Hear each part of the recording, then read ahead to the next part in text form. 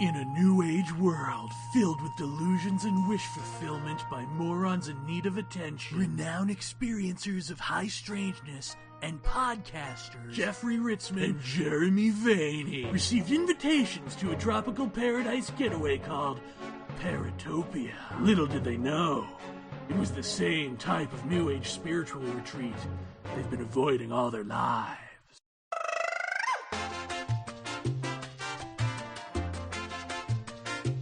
Don't be shy.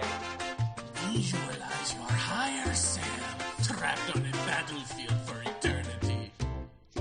Come on, you can shake it. Yeah. 6 little ghosts sitting on posts, eating buttered toasts. Ridiculous. Anything goes at Paratopia. And welcome. Paratopia, it's Jeremy Vaeni. It's Friday. Gonna get on a bus soon to go to Maryland and visit Jeff for a little bit, and then we're going to Gettysburg tomorrow to do the ghost hunt. And just got the really completely awful news that Mac Tonys has passed away. There seems, I don't know, something kind of gross about doing a ghost hunt after a friend passes away, but here we are. So yeah. There's that. Paratopia. It's Jeremy Vaeni. It's Jeff Ritzmann. It's the day of the big journey, provided the car starts. The car will start. Don't worry about the car. The car will start. The Thunderbird. Oh. Any final thoughts before we attack ghosts? Yeah, I need donuts. Right, as do I. Of course, I slept over at Jeff's last night and had the obligatory hearing crazy sounds that scared the crap out of me experience. It's kind of just what you gotta do to hang with Ritzmann, I think. It's like you get visited by the ghosts of Christmas past, present, and future, and they don't actually teach you anything, though. They just kind of jangle their chains. You need porridge. Porridge, I say. Welcome back to Paratopia Extreme with Jeffrey Ritzmann and Jeremy Vaeni, where marginality meets anti-structure and it sucks it out the ass. I'm wearing my Han Shot First t-shirt. That's my contribution to marginality. Jeff, what will you be wearing on the ghost hunting expedition? I think I'll be wearing my my Leonard Skinner 10-year reunion tour from 1987. Because you only want to attract Confederate ghosts, correct? That's correct, but that's why I'm wearing a Union hat. To confuse the... Will we be bringing an extreme priest to exorcise the place, Jeff? We're gonna fuck those ghosts in the ass. We're gonna fuck them in the ass! Paratopia. Jeremy Vaeni here.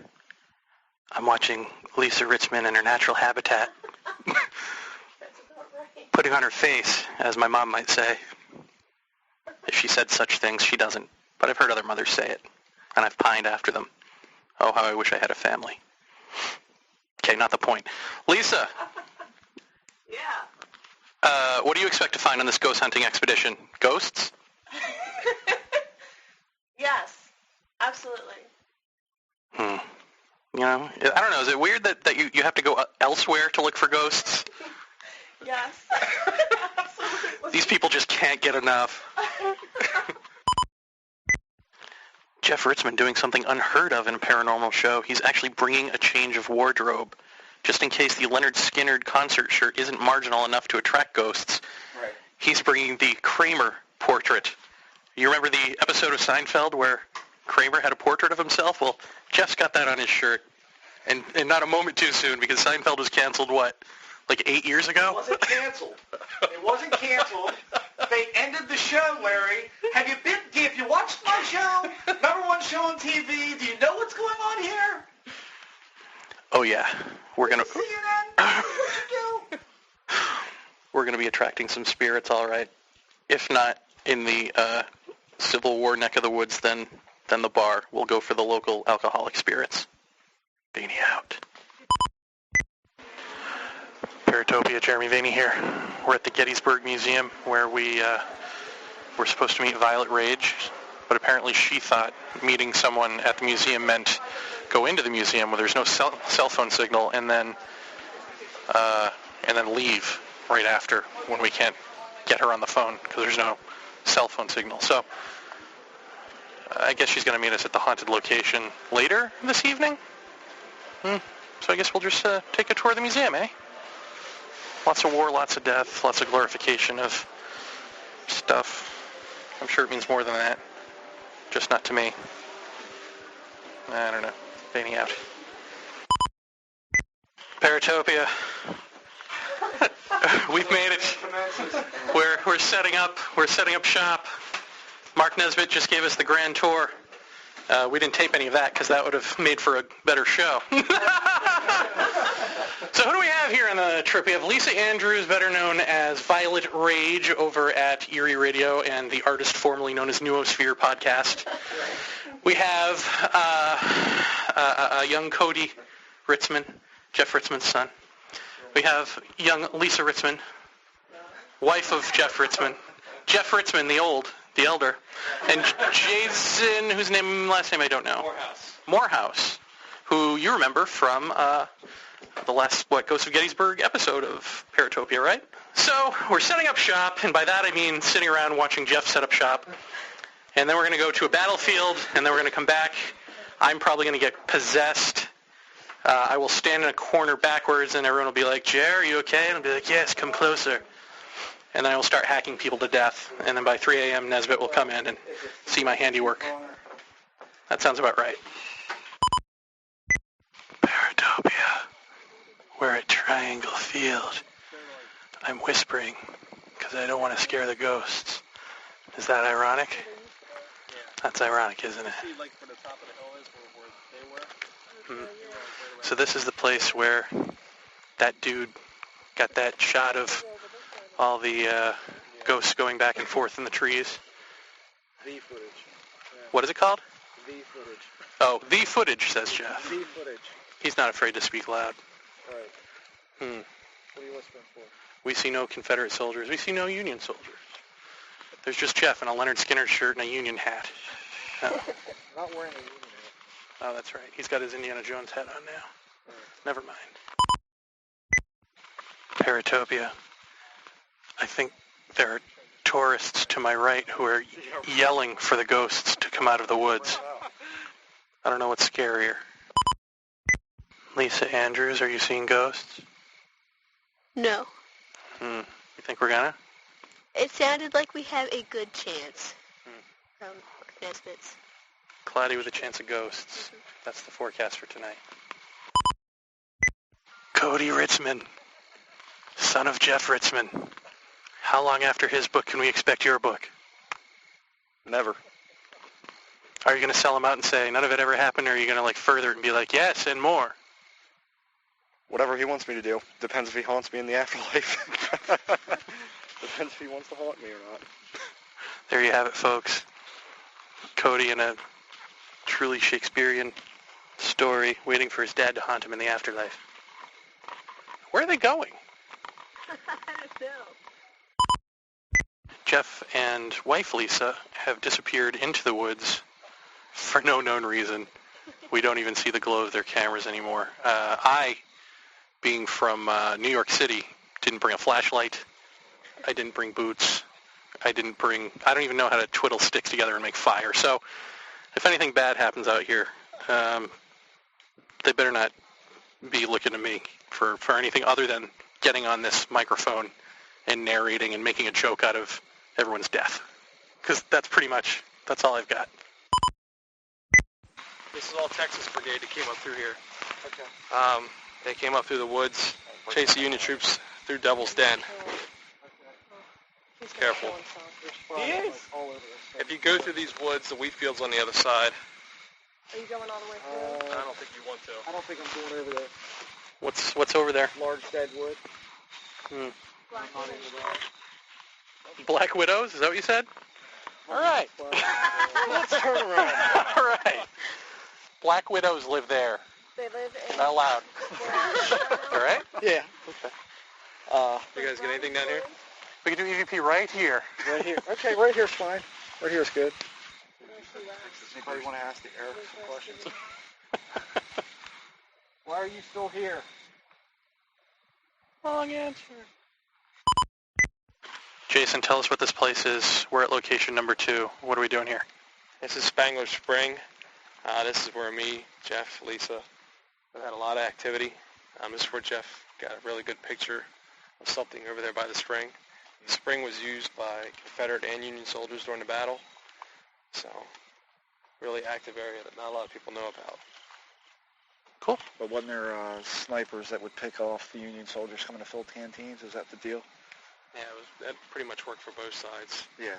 They routinely come up here to snipe. But these woods over here, remember these are the woods Okay. where we got all the weird stuff. Right. That's All right. Here we go. We're now at a tower where no one ever comes. It is mighty, it is giant. A girl committed suicide here?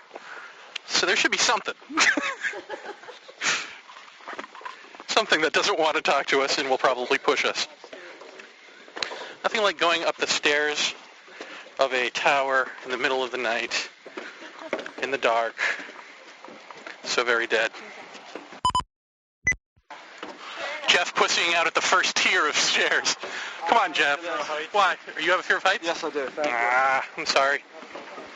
We'll be down, maybe I'll take the quick way down. Cody, you alright? To a point. Jesus. I just can't look down. I'm not afraid of heights. I'm afraid I'm going to collapse from lack of exercise.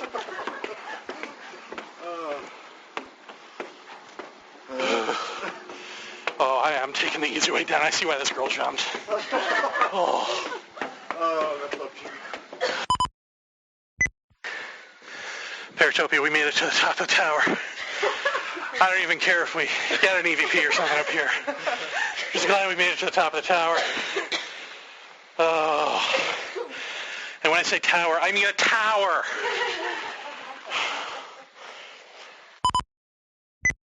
Is there anyone up in this tower with me? Besides all the people making noise down there? Forget it. Jeff Ritzmann bravely made it to the top of the tower. Jeff, how do you feel? As long as I keep looking at the steps, I don't have a problem. It's looking over the edge. I don't like. Climb all the way up the stairs. Yeah, that's what I did. I just kept looking at the stairs. Whew. Quite a view. Yeah. Paratopia. It's 5 in the a.m. What up? It's a Sunday, officially. We've been at the, we've been all over Gettysburg to various alleged haunted locations. We went to the museum. Oh, we had a grand old time. And now we are at Mark Nesbitt's house, which is he's got the ghost tour business downstairs, and he's got this apartment upstairs. And he gave us the tour of it.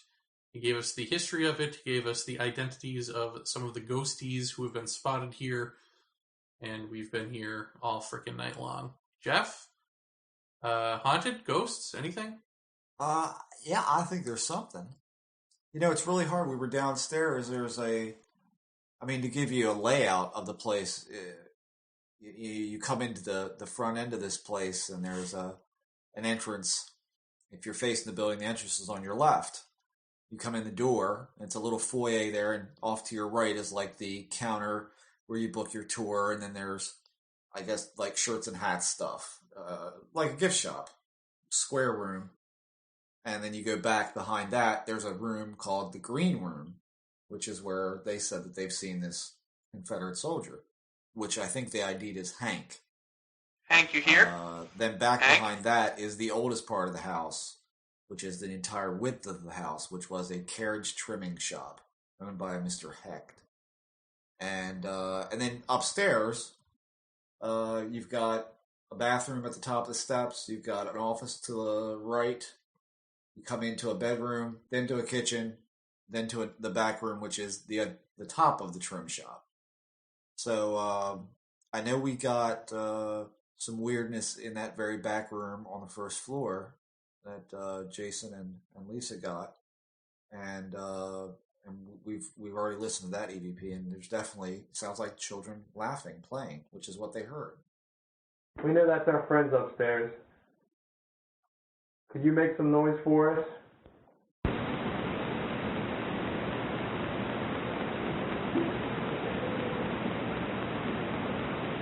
And I'll tell you, the God's honest truth, it's hard when you're sitting in the dark with 5 or 6 other people, and you're staring at the floor, and you're just listening, and it's so damn silent. I mean, this place is quiet for an old house. My wife said the same thing. It's so quiet in here. And when you speak, it breaks the silence. And then, and you say, can you make a noise? Can we hear you? And you just don't hear a damn thing. I mean, there's no knocks. You've knocked on the walls. You've knocked on the floor. You've, tapped tables and all that. And there's just no sound whatsoever in response to that.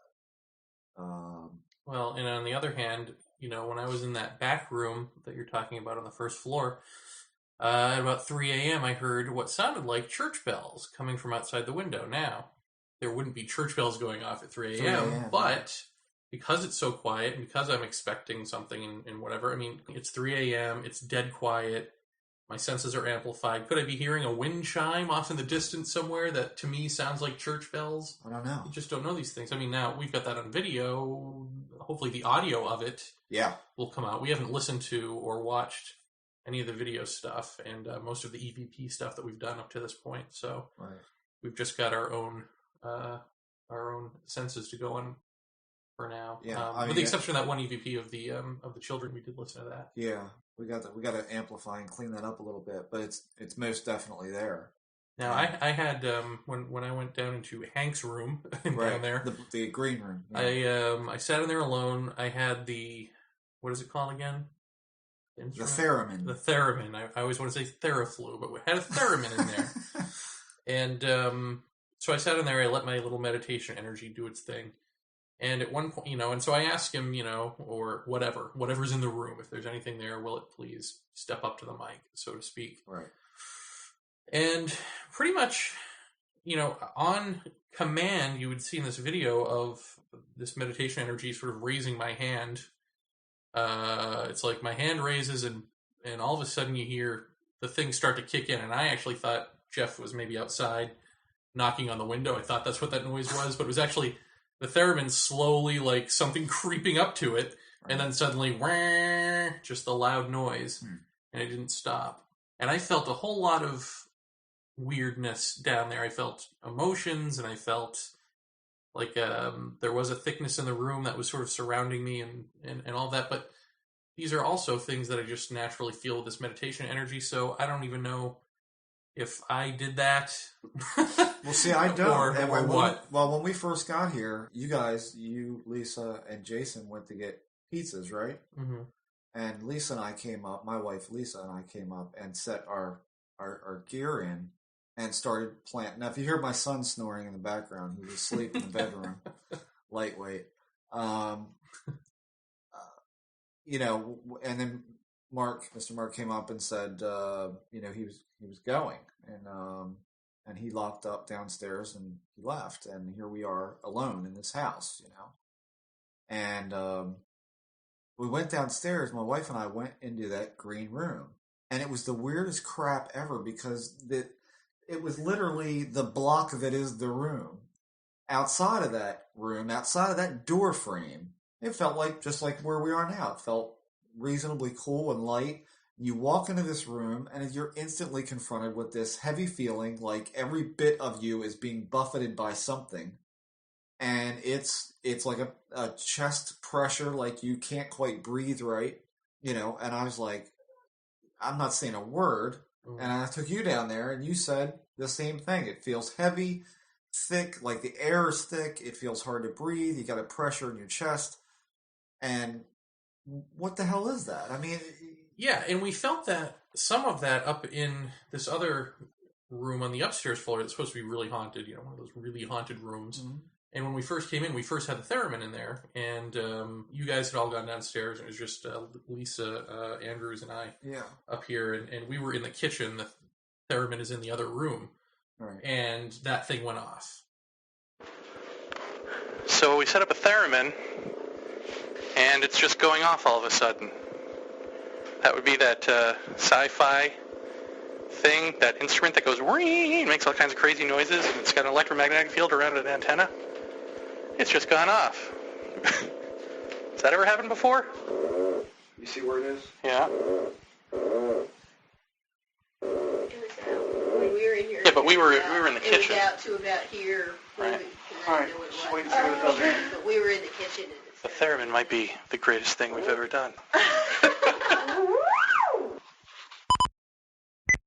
Explain the theremin to our listeners so that we know if this thing goes off that we're communicating with something, perhaps. Well, it's got a volume and what amounts to like a squelch on a CB radio, where if you have a CB radio, if anybody's ever played with those, you have a certain amount of noise towards the low end, and as you turn the knob to the right, you're squelching out the noise, trying to hear just a clear signal. This thing has kind of like a lip on its squelch, which means that if I go and I turn the dial all the way to the left, you're going all the way to the high end. Right? As you turn it to the right, you go down until you get nothing. And that's the very edge right there. That sounds like someone farted. So, when you do that, you've got a large stick, metal stick sticking off the top, and you've got a coil around the edge, which is for volume when you're actually playing this as a musical instrument, which means you can... this is the thing that they used to make the old sci-fi, Day the Earth Stood Still music with, is a theremin. So right now there's a buffer around that stick that is about a foot. So if anything, my thought is there's an energy field coming off that stick that if it's disturbed, you get a tone. So if something that we can't see... Has it ever just gone off? Because we were just in the kitchen and it wouldn't stop going off. No. So already we put it in the most haunted room, and it's already just going off. Let's just say it this way. When I came in here, the buffer was about 3 feet from the stick. So I've now detuned it again. So we're right on the edge, and it's sensitive, but not that much. So you've got about, and you're all looking as I'm doing this, about a foot. Less than that on top, about 6 inches on the top. So you had a low rumble, and you had the field all the way out here, which if you move closer to it. It was just a thought. I mean, it's a musical instrument, but my thought is if it puts out a field and something disturbs it, you're going to hear it. And if nobody's near it, we're sending it off. Right. Well, I think that's genius, and we will communicate with the dead right after pizza. So I find that completely odd because it did that at a time when that room felt thick with energy or whatever. And I had tested out the theremin. So, I mean, it's almost as if I demonstrated how to use the thing, left the room, and then something took an interest in it. And later, when I actually came up alone to do my little meditation energy thing and use the theremin, I felt like there was nothing in the room. It didn't feel like that thickness, didn't feel like anything. And sure enough, nothing happened. That's how it was downstairs, too. Later on, we go down there because we're like, this is the heavy room. This is where we want to be. And we go down there, and it just doesn't feel this. You could feel a little bit of it, but it was nothing like what it was earlier in the evening at all. I don't know. I find that really strange that it would have this overwhelming oppressive feeling at one point, and the next minute, at a later time, when you're thinking, oh, now we're really getting into this, you're expecting, there's nothing there. Right. So that's some of the stuff that we felt that was good, but you also, I thought, had a great point about these ghost shows where they say, oh my God, I felt something touch me, or, that sort of thing, which is that when you're in the dark and you're all tensed up and you're trying not to move and you're barely trying to breathe, that any involuntary muscle spasm or anything like that might feel like somebody touching you. So did you feel like you felt that or what? No, I mean, that was the weird part is we're all sitting there and it's super quiet. We can all hear each other's intestines working every couple of minutes. I mean, you can hear them, you hear that every now and then, for no apparent reason. And you are, I think, when you're trying to be quiet, you are breathing open mouth and shallow to do that. And you are remaining absolutely still. And there was a certain point where we're all noticing how cold it's getting in this room.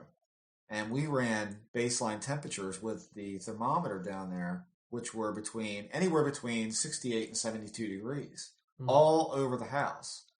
And we didn't have the thermometer. I wasn't coming back up after we got all quieted down there, all in the same room. And I think, actually, that's one of the things that posed a problem here tonight was we had people upstairs, people downstairs trying to do EVPs and all that kind of stuff. And invariably, you're going to hear people upstairs, you're going to hear creaks, you're going to hear all that. So that's one thing. But you're in this room, you're all together. There is no one upstairs. We heard nothing from upstairs at all. And then the room starts getting cold. And well, that's also the weird thing. I mean, you've got, how many of us? 6? Cody, me, you, Jason, Lisa. So, all in this small room, it should be getting warmer with all that body heat. Right. It's getting colder. Well, it's not only getting colder, but it's rising. It's like it's starting seemingly somewhat low because we're all sitting on the floor. And it rises. And by the time I got done, it was halfway up my forearms. And it just kept coming. And at a certain point, I just felt what felt like this little hand, like right on the back of my, like right on my spine, on the back.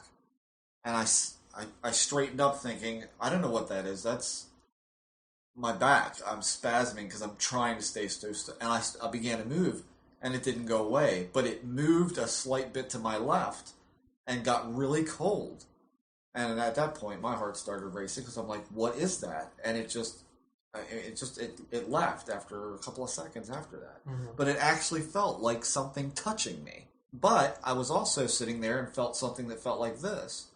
And it was my muscle in my... and by that you mean, this is an audio show. No, it felt like someone's tapping, right. On my shoulder. And it was a spasm in my shoulder. It was just kind of like flexing.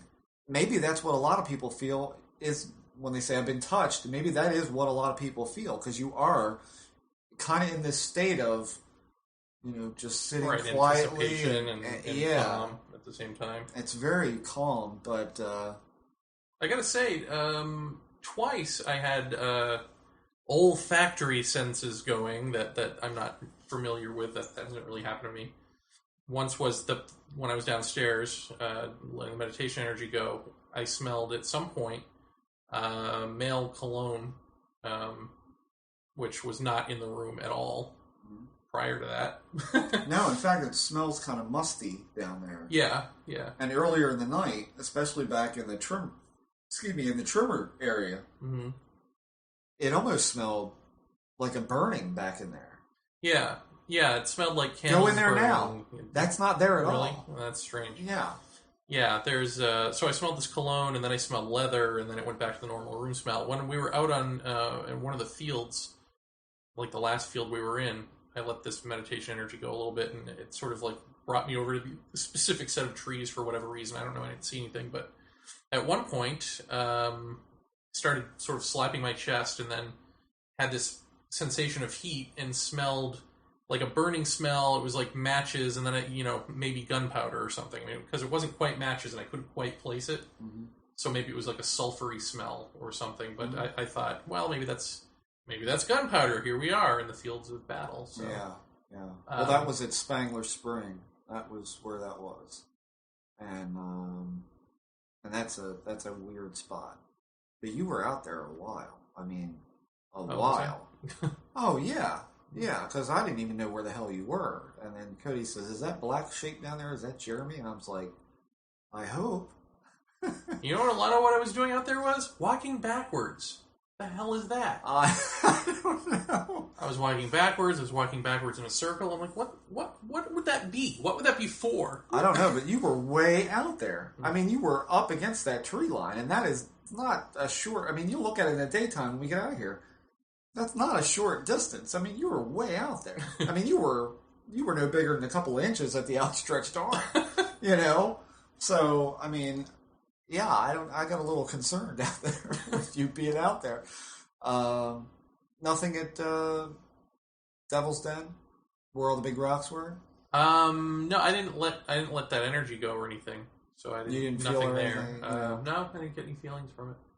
I definitely got, when we went to Triangle Field, which is behind Edelstein, we kind of trolloped into the woods for a couple seconds, and Jason said to call out for General somebody, I can't remember now.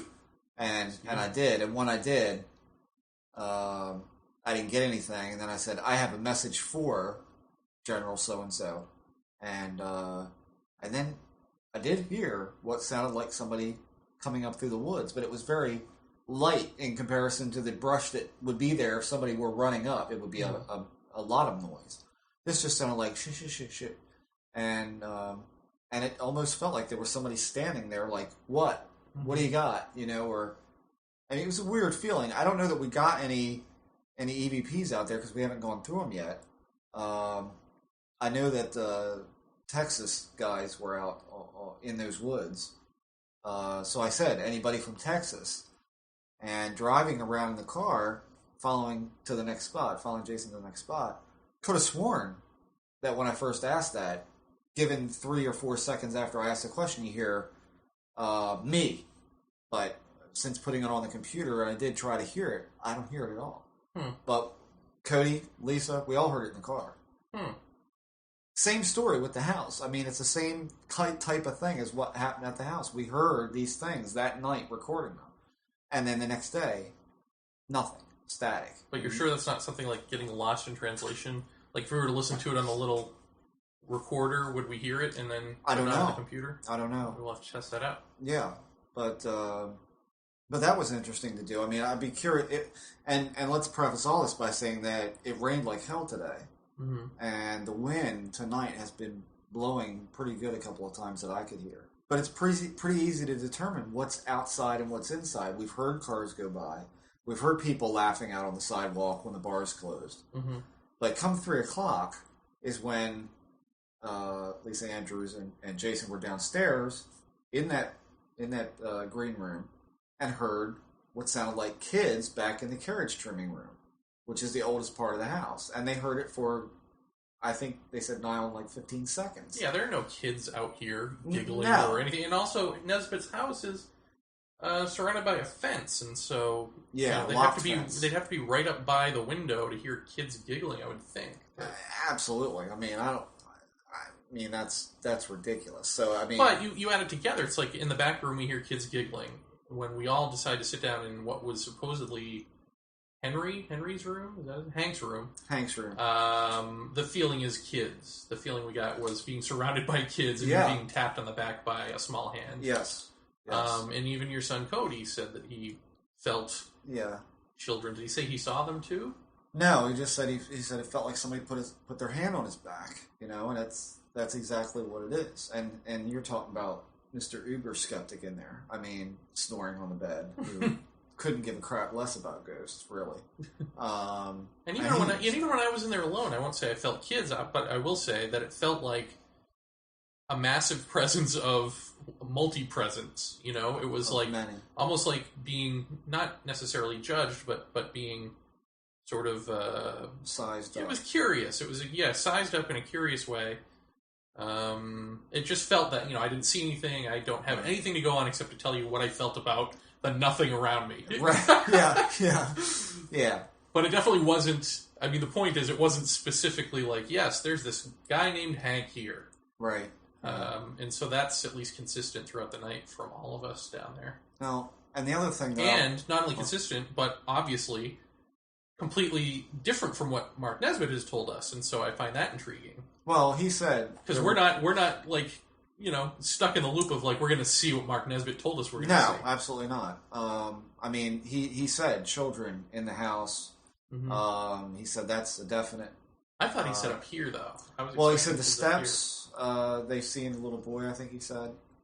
We really should have had a DVR running when he was giving us a tour, but we were all just enthralled by what he was telling us and amazed at this house, at the way it looks. I mean, it's astoundingly wild because everything is so untouched. I mean, you've got these step downs in per room basis, these weird steps and all of that, and the doorways look like they've been elongated because they were shorter.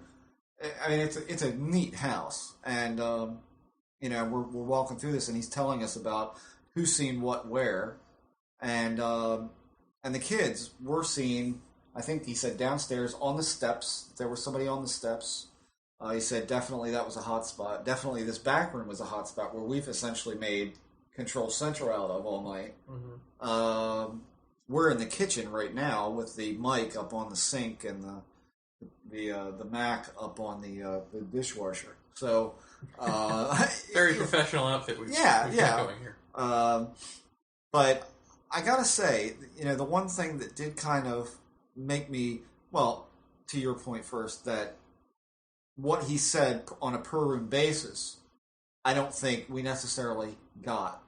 The one thing I can say is that when Jason and I were down in the green room alone, and we just had the DVR running, and again, I don't know, but it looked to me like in the spot where Mark said, this is where the guy stands. I mean, apparently someone saw this man as a full-bodied app at one time, and when they walked into the room, the guy turned, faced him kind of like a who goes there type of thing. And we have to say that this building and the windows that we're sitting in front of right now were used by Confederate snipers during the battle. And Jason said that it's possibly thought that Jenny Wade, the only civilian to die in this battle, was possibly shot by a bullet from this house, by accident, of course. So, you've got that history, so you've got a guy down at the bottom floor protecting the snipers above. We're sitting down there, and it's dark. There's one light on a small table in the next room that's just giving us some ambient light in the room. And right where he said, it seemed like there seemed to be a growing dark spot on the floor. But I couldn't tell if it was my eyes doing that or not. Was it just a dark spot on the floor, on the carpet? I don't think so. I've looked. And it seemed to go about halfway up the bookcase and then kind of be fadey. But it wasn't like legs or boots or any of that. It was just a round spot. I think when you start getting into these low light areas where it's a dim light lit room, your eyes can definitely wig you out. Mm-hmm. When we were all downstairs in the blue room, green room, sorry, I was seeing sporadic little dots of light out of the peripheral, and one thing that looked like a diamond sparkle behind my wife on the wall or behind her. I don't know if they were there or not. How much of low light problems do your eyes have with focusing, with just rod and cone firing sporadically because it's in that kind of environment? I don't know, but there's definitely been some personal experiences, I think, a lot. But what about the equipment itself? Any equipment malfunctions that are worth mentioning? Yeah, we set up a camera in the very small room just outside the carriage trim, which is, like I said, the oldest part of the house, and all the way in the back. And I had an IR illuminator set up on the table that is in that room, sitting in the corner, and it was facing out towards Hank's room, the green room. And we had a camera on a tripod. That camera was plugged into an outlet, so we didn't kill our batteries right away. And I don't know, it ran 15, maybe 16, 18 minutes, and then we went down there. You went down to sit down in the middle of the floor with the theremin. And I noticed that when I went over and I looked in the window of the camera, the IR illuminator, didn't seem to be brightening the room like it was when I left. I went to pick the IR up, and it was over 100 degrees. It was raging hot. And I look at it, it's operating fine. My first thought is, crap, I have burnt Mark's tablecloth on this table. And I put my hand down to feel, and the table is that cold, damp feeling we were talking about. It's cold, but yet this thing is raging hot to the point where I could barely hold on to it. And the longer I held it, and after I turned it off, it started to cool down. By the time I got it up here, 3 or 4 minutes later, it was still 90 degrees. I got no way to explain that. None at all. Brand new batteries, minimal use, brought it up on the table, turned it on to see if it would get hot again, in which case I could chalk it up to a faulty wire or something like that. Batteries died in it. Nothing. They were drained out. So I have no idea what that was. We had a camera down there that had been charged for the past 2 days. It was more than full. This is a camera we've taken on vacations and used all day basis. Hours of recording. And the thing barely lasted an hour down there. So, the theremin, I don't know enough about the electronics world to know how a theremin works. Can its field grow over time? I don't think so. We sat down there in that room for the better part of an hour with a theremin, and it was on a damn touchy level. With 6 of us there. With 6 of us around it. And it didn't make a peep. Not a peep. And, if you can level it right on that squelchy level where you're right in between them and the silence, if you put it right on that line, unless something comes into contact with it, it doesn't make noise. What could set it off? I don't know. I was just bringing it along as kind of like, it'd be curious. If we could get somebody to say, can you make that noise twice? And it went, then you could say, okay, that's a little weird. Almost like what they do on Ghost Hunters with the K2 meter. Make it blink twice. I thought if we could get that to happen, that would be really wild. It didn't do that, but it did respond to you downstairs. My question on that, was it you setting it off based on whatever you got going on, or was it something else that set it off? Well, I don't know. I don't know the answer to that. I do know that if it's me, it wasn't because of proximity. It would have been because this meditation energy went rah, right, and somehow interacted with it. That's what I was thinking when you said that. Because but that certainly wasn't the case up here when it just went off. Right. But it's never done that to you, right? Where it just goes off and just stays on. No. If you're at an extremely, extremely touchy level, and you've got it, running through a big amp, it can feed back. We've got it on a pocket amp, which is a really tiny little belt amp type thing that from Radio Shack. So there's no way it's feeding through that. And especially not at a volume like that. There was no volume to that. Right. So I have no good answer for that. The one thing I can say is that I wouldn't have paid any attention to any voices coming through it. Because at my house, I have heard the truck drivers over on the interstate coming through. If they have an exceptionally powerful CB with one of these huge coil antennas. And then do you also hear the whir noise with it? No. You just hear them as if it's playing through a radio. Wow. But kind of in the distance. No, the actual tones don't happen. I mean, you guys can look up theremin on the net and see that it was an invention by Mr. Moog, and it's a musical instrument. I mean, that's what it is. But it's got an interesting thing about it. And my thought was, what would it look like to a disembodied person? Would they see that field around it? Would it glow to them? How do they see this box on the floor with this thing sticking up out of it? What's it look like to them? And I thought, I said downstairs, don't be afraid of it. If it's glowing to you, if it looks, I put my hands, I said, see, it doesn't hurt. Just come over and put your hand on it, touch it, make a noise with it. We got nothing. But you got something in that room earlier in the night. We got it in the very back top of the carriage room. So that's weird to me because I've never had it go off like that on its own. Yeah, but is it haunted here? I don't know. I think there's something going on. I'll tell you that. There's something. I mean, once again, it comes down to I don't know what haunted means. I mean, I certainly didn't see anything, and let alone a full body apparition. Mm-hmm. And I haven't heard anything that I would say was conclusive of anything. Of course, I didn't hear kids giggling in the next room, right? So that would have helped. Yeah. So I don't know. I mean, there's definitely. Well, once again, it's that thing of, yes, there feels like there is something going on. I don't know what that something is. Yeah. But it's not, quote-unquote, normal. Yeah, definitely not normal. And I think the other thing that is important to mention is that the kids giggling in the room, which we did get some semblance of on audio, that was 3 a.m. The famous time of 3 a.m. 3 a.m., we got more during that little span of time, I think, than we got all night here. I think that did peak out at that point in time, like 10 up 3, quarter of 3 till about 3:30. We heard stuff. When we all came back upstairs from being gathered in that small room, just because all of our legs fell asleep, we had to get up and walk.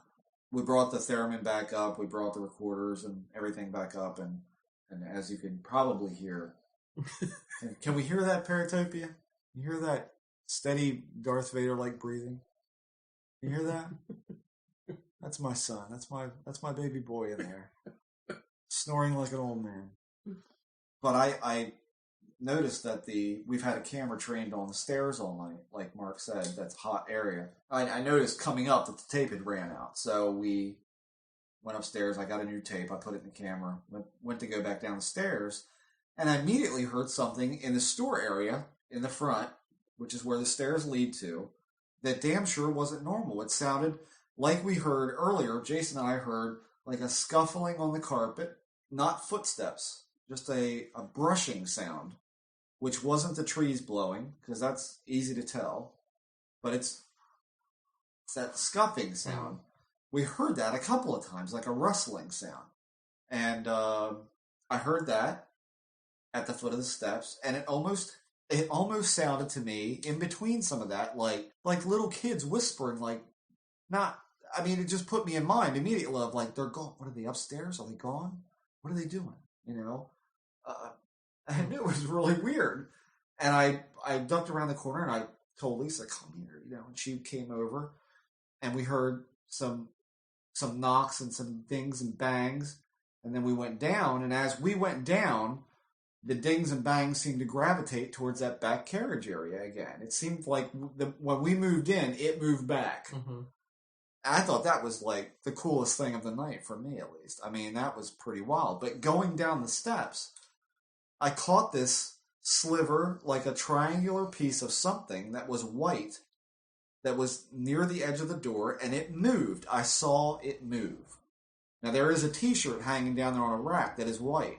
That ain't it. It was in front of that. And I saw it move. And I'm like, there was something there. What it was, I don't know. It was, like I said, it just looked like the edge of if you had to draw it, it would be like a swooping triangle. Very small, but it was damn sure there. And that, I can say, was not my eyes, because that's a pretty well-lit area. Mm-hmm. I'm going back up the steps, I tilt my glasses, and I'm thinking, I'm looking around, and I'm seeing, is there something reflecting off of them? Nothing. So I don't know what that was, but I thought that was really kind of neat. I mean, I'd love to have heard the kids in the back room. That would have been great. And I don't know. I mean, haunted. There's still time. Yeah, like you said, haunted. What does that mean? I think there's spirits in this house. I do. And when we get time to go over all the evidence we grabbed, it may convince me even more that there's something going on here. But I think Gettysburg as a whole is a haunted place. I really do. Did we get it tonight? I don't know. We may find EVPs in the show. Yeah. I don't know. I mean, it's and here's interesting. UFO sightings around Gettysburg lately. Yeah. It's like they knew. Yeah, what? Be nice to get a UFO and a ghost in the same shot. We'll work on it. Okay. As soon as we can conjure a ghost, we're halfway there. Right. So, but yeah, this has been great. And once again, if you want to get on to one of Mark's tours, which are the best in Gettysburg, there are many imitators. Don't fall for any of their crap. Go to the best one, ghostofgettysburg.com. Book your tour through there. He was gracious enough to, just lock the door and leave in his house. Yeah, leave a bunch of strangers in his house. In his house, in his business. All night long.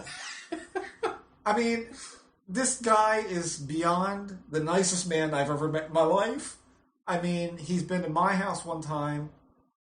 That's about, we've emailed back and forth, and he said, yeah, come on up and I'll shut the door. I said, would you have time after you get done your tours to come on and just talk with us? And he's like, I'm kind of tired. I'm going home and go to bed. You guys have fun. Gee, okay. Your house. Amazing guy. I mean, who does that? Amazing guy. So thank you, Mark, very much for letting us stay here. And absolutely. We'll make sure that we tidy up the bed after my kid gets done drooling on the pillow. Yeah. Paratopia, Sunday morning. We're done. We're just waiting for Mark Nesbitt to arrive. Lisa Andrews had to leave early because she found that she had a tick, which means that we're all going to find that we have ticks, which means we're going to get Lyme disease. Fitting ending. Is that Mark Nesbitt? That's my alarm. No. This is Mark Nesbitt. I wrote The Ghosts of Gettysburg. You are listening to Paratopia with Jeff and Jeremy.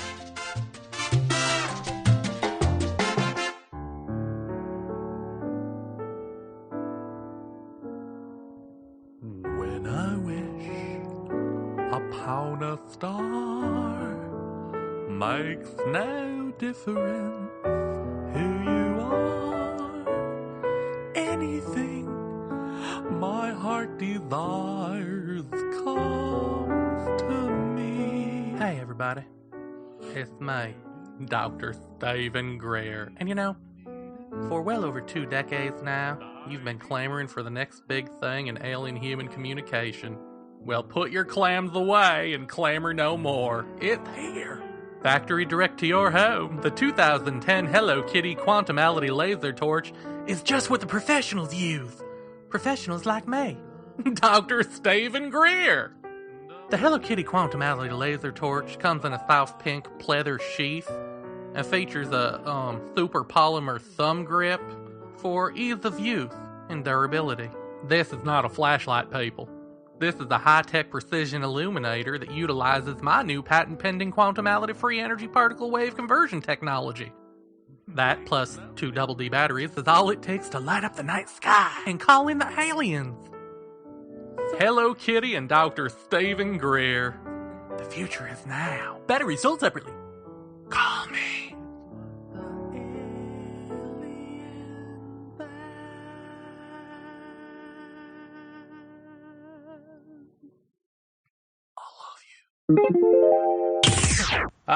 Here we are, like a great family reunion on Paratopia. Well, almost. Everyone except Jeff's actual family is here. I'll be quiet. Well. But in any event, we have Jason and Lisa, a la Violet Rage, Lisa, to discuss what? The EVPs that we heard, our experiences. Where should we begin with all of this juiciness? Well, first of all, I guess let's just get maybe Lisa first, and then Jason, your overall impression of the weekend. Did it do anything for you? Did it enhance maybe your belief in this stuff, this ghostly activity, or did it have no effect? Or did it make you question things more? Well, like, where do I start with that? That was actually the first time that I have gone on a investigation like that, but I have already had my own personal experiences, so that didn't really change any opinions for me. It did definitely really show just how boring that can be. Yeah. I mean, it really was. I mean, yes, it had its fun moments, but for the most part, it really is, you know, a couple hours staring at the wall, and then something might maybe almost could have maybe happened, or it could be a drunk in the street. You never really know. And but it was a good time. Good. Jason? Yeah, it was fun. I've been up to Gettysburg several times, and I never actually got to be in one of the buildings to do an investigation. So I thought it was pretty cool. I mean, we did get some neat stuff up there. Me and Lisa experienced some stuff firsthand, which I thought was really awesome. The pizza was good, and it was awesome pizza.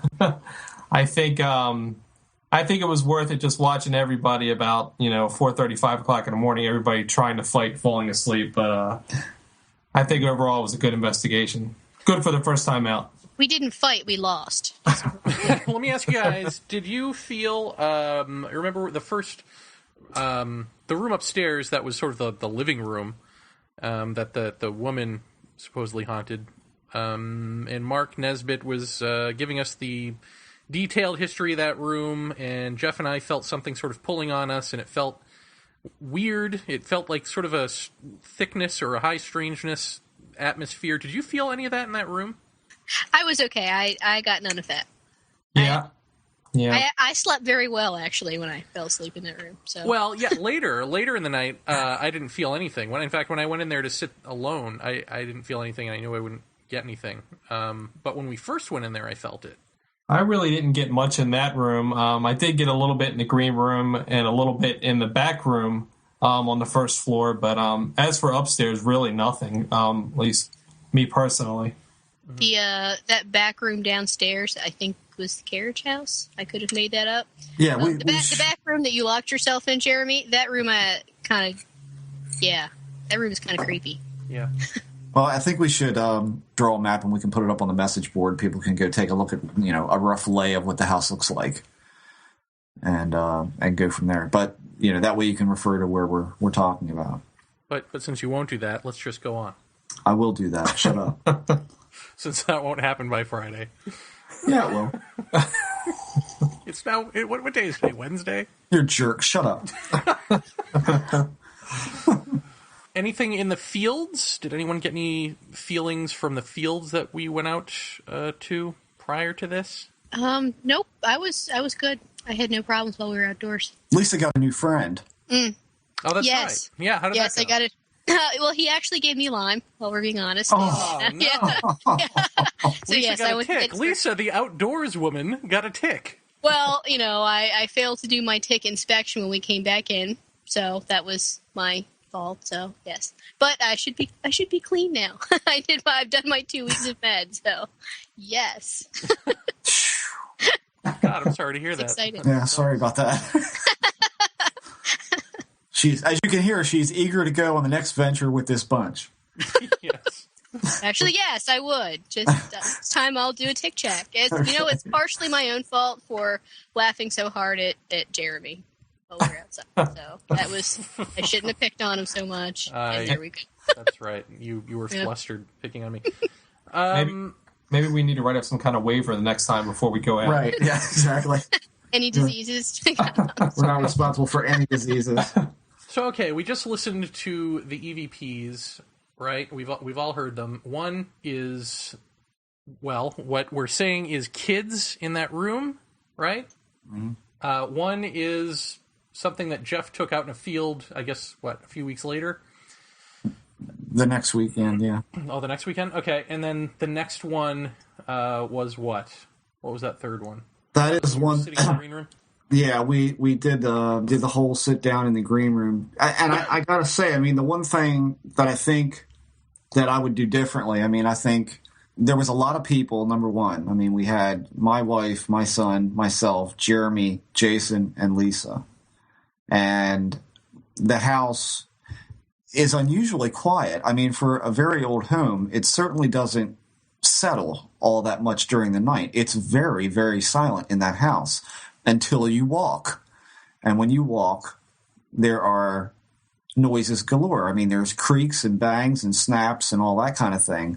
Coming down the steps, walking upstairs versus somebody trying to do EVPs downstairs. We ran into a lot of that. So, we could just insert this EVP here where basically everybody gathered together. We went down into the green room, which everybody kind of agreed was sort of a weird place. And we just let the tape player run, and we ran it for, I think it was close to an hour and a half, 2 hours. And I am still going through that with a fine-tooth comb. But last night, I found this one.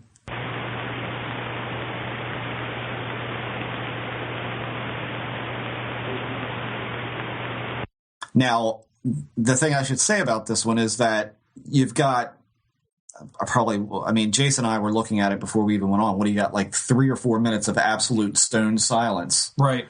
And then right before I speak to say something like, can anybody hear me? Is anybody here?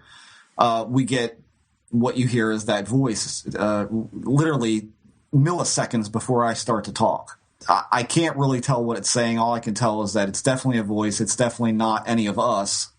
But as far as what it's saying, everybody's welcome to download the original files off the message board and or snip this podcast and take it from there and play around with it to see what you think it's saying. I can't really tell.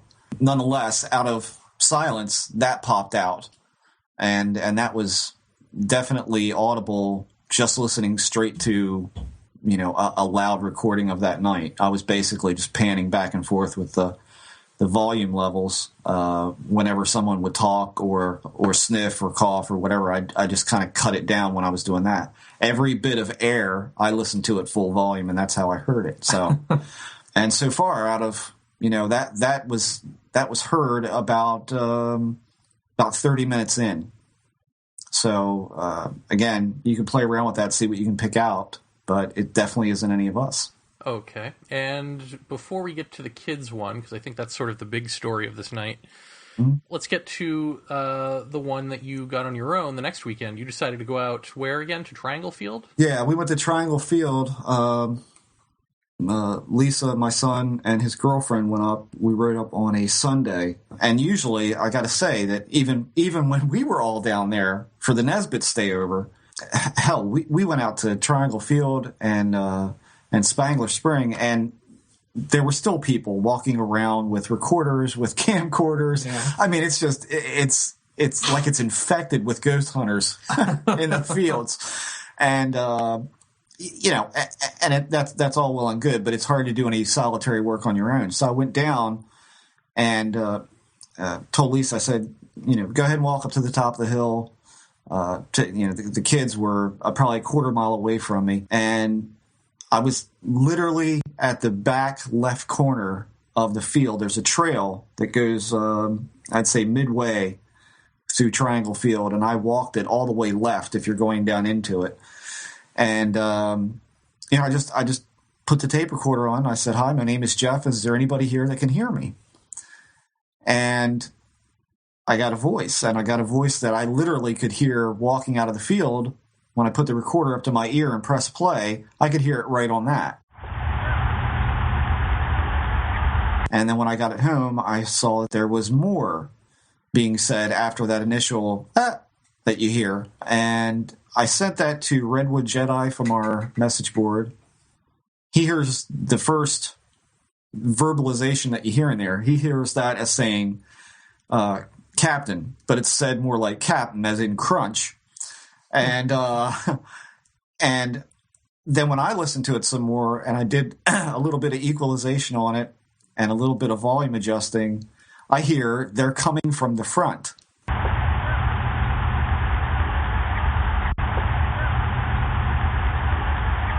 So, Captain, they're coming from the front is what I'm hearing. Whether anybody else hears that or not, that's what I'm getting listening to it through headphones cranked up to 11 and the volume on the actual WAV file enhanced. So, well, I definitely hear Captain, and I definitely hear the sort of syllables and voice, of where it could be they're coming from the front. Yeah. So that's not completely implausible, and we'll play it here for listeners a few times, so you can hear this looped over and over again. Thrice.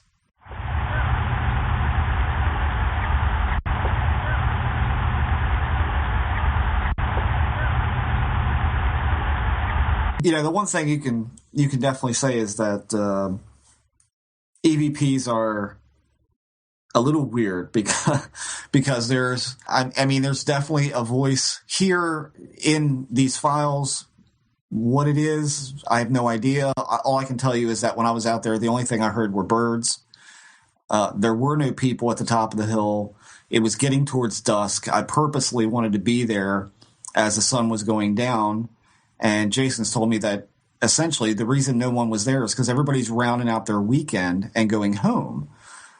So Sunday night is kind of like, for my money, is the time to go, to be completely alone. And as you can hear in that recording, the birds were literally in the tree right above me, and you can hear them louder than anything. But you hear a voice, and I have no explanation why there should be a voice there, because I heard nobody. I heard nothing of words whatsoever.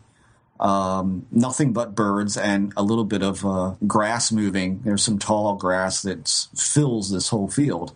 But I'll tell you, in going over them, the thing that I mentioned to Redwood Jedi on our board was the first ones that I tried to do here at the house were so faint that, I mean, aside from Lisa and I listening to them, nobody really heard them that well. They could hear something. And then when we went to Nesbitt's place and stayed overnight, we got a little bit more in your face. And I got to say that when I went back a third time to do this is even better. So for me, it almost seems like there's this stair step of a progression that they seem to be getting better the more that I do them. And that kind of holds sway with everything that we've been saying about this stuff, that, yeah, there may be times you get nothing, there may be times, but the ones that you do get seem to be better as the more you do them. Well, didn't someone actually tell you that, or wasn't that? Oh yeah, I mean, well, that's not lore. Yeah, well, that's been talked about for a while. I mean, I remember seeing a program a while back where a woman was completely addicted to doing EVP work after her husband died. And she had ones that were every bit as clear as the podcast you're listening to. So, I mean, she was incessant, literally from the time she got up, made her eggs and bacon, sat down, EVP until lunch, EVP until dinner, EVP until bed. I mean, she was out of control. And people, they were telling her that, look, the reason you're getting such clear answers is because you are doing this so much that you become an attractor of sorts for this phenomena. So, again, whether that's true or not, I don't know. I'm going down again this Sunday, and we'll see what I get then. I mean, if we get something even more clear, then okay. Mm-hmm. But we'll see. We'll see. So let's backtrack now to the kids, because I think this was, if anything, the real story of the Nesbitt place. Mm-hmm. Now, Jason, you were dressed as a Confederate soldier at this point, correct? No, I had gotten changed. I was actually in a Union uniform, and then I'm sorry. And this is actually at the point where I just got tired of being, hot and stuffy in it. I just went upstairs to put my regular clothes on. So, the uniform really didn't draw the attention that we were kind of looking for, considering they said there was a Confederate spirit in that parlor, and it really didn't draw much. But from when Lisa and Lisa were in there doing some EVP work, and I don't know if they picked up anything or not, but they sensed the presence that the spirit knew I was there, and didn't really care for the fact that I was there, but he didn't really make his presence known, that much. Now, so, how did they figure this? Just intuition? Lisa, you guys were using the pendulum, correct? We were using the pendulum, and Lisa is definitely a lot more sensitive than I am. And I think that definitely played into it, too. And from the sounds of things, from what you all were telling, Jeff, you and Lisa were telling me, a lot more experience than I am, too. So, But yeah, that we're having some movement with the pendulum and things like that.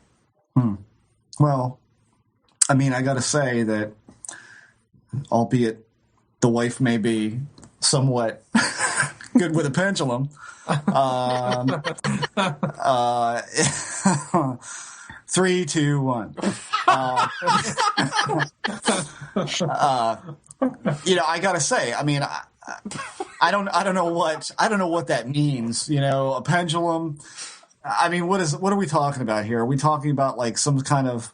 I mean, Lisa, what does the pendulum? What does that mean? What does that do? I mean, are we talking about that? We're not talking about a spirit actually moving the pendulum. We're talking about involuntary muscle movement that is talking to the subconscious and. Yeah, if we want Lisa being slightly less than tactful, which is honestly what I kind of do really well when I talk, I'm not really a big believer in either a Ouija board or a pendulum. Yeah. Because of that. Right. But, yeah, let's just go with that. Yeah. So we're talking about like, automatism, this, like you said, same thing with a Ouija board. Right. But the question is it wishful thinking that the pendulum is moving and answering your questions, or is it that you are trying to stay still and you're talking to some kind of subconscious awareness that you're not aware of on the outset, but you can get some kind of answer through this. So I think I will have to go with the feel of the room did most definitely change while we were in it. Yeah. I will 100% back that up. How did it change? I mean, it went from what to what? I for most of the night, I really didn't have any problem in that room. There were just a couple of occasions where it stopped from being a normal room to the air kind of got heavy. Mm-hmm. And, it feels thicker. And this is the green room we're talking. Yeah, that's the green room. Right. I mean, that seemed to be like the room. Yeah. I think, really. Yeah, I think so too. But that back carriage room was weird. I was not a fan of that room. Jeremy, you're a little nutty. I don't know that I could have locked myself in that room. Well, Jeremy, what did you get in there? I mean, tough job, but somebody's got to do it. Well, it was the weird thing of the reason I came out of that room was I started hearing church bells, which, there was maybe a church nearby or something but it was 3 a.m. So it just seemed completely odd that, the clock strikes 3 and suddenly, that seemed to be when we were getting strange feelings about things and all of that. It's that trigger point. So that was when I left, but I didn't. No, there was nothing that I could separate from my own just fear of being in a creepy room alone, as its own sort of fear in and of itself. No, I didn't get that. I mean, really, the green room was the one that I felt the most thickness, if you want to call it that, or had the most paranormal, if that's the word, experience in. Outside of, again, that upstairs living room, just when we initially went in there. But then not again after that. But before we get into my green room stuff, let's get back to the kids. So here's I think what happened, and I think we talked about this at 4 a.m. or whatever it was when we recorded our original chat. So if I'm repeating myself, forgive me. But I think what we said was you and Jason, Lisa and Jason, were down in that room, and you heard children giggling coming from maybe the carriage room, and I was excited because, hey, great, then we'll have that on tape because there's the camera in there, except that the battery in the camera had mysteriously drained to nothing. So it's as if these kids drained the battery and were giggling about it, maybe.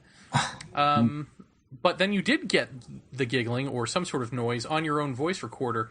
Was it giggling that you heard? Because there's a part 2 to this. What was it? First of all, was it children giggling? What exactly did you hear? Well, it sounded like to us it could have been children giggling or maybe even singing. And it was funny because we weren't sitting there asking questions, directed towards any spirits. We were just having, regular conversation. And we both picked up on it at the same time, looked at each other, and like, that's kids singing. We know that's our friends upstairs. Could you make some noise for us?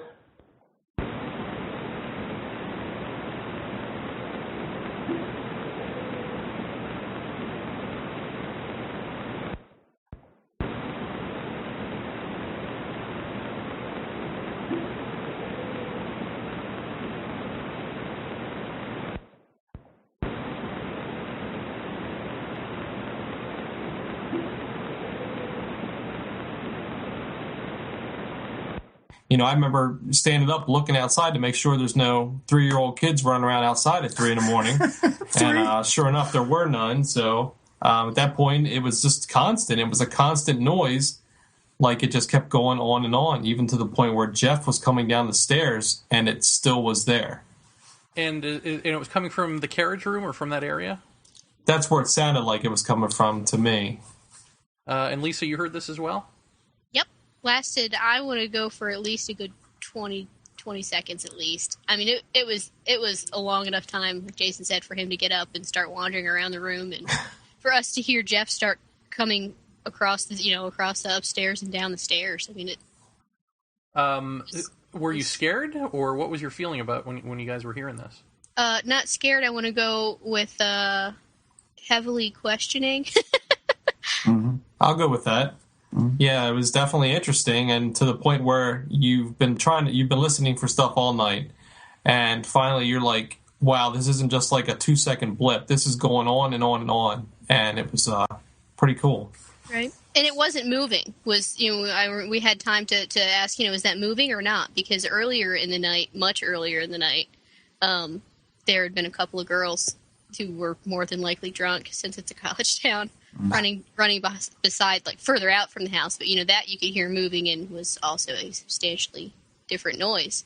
But, you could tell that it wasn't moving, that the volume, whether it was increasing or decreasing, was not moving.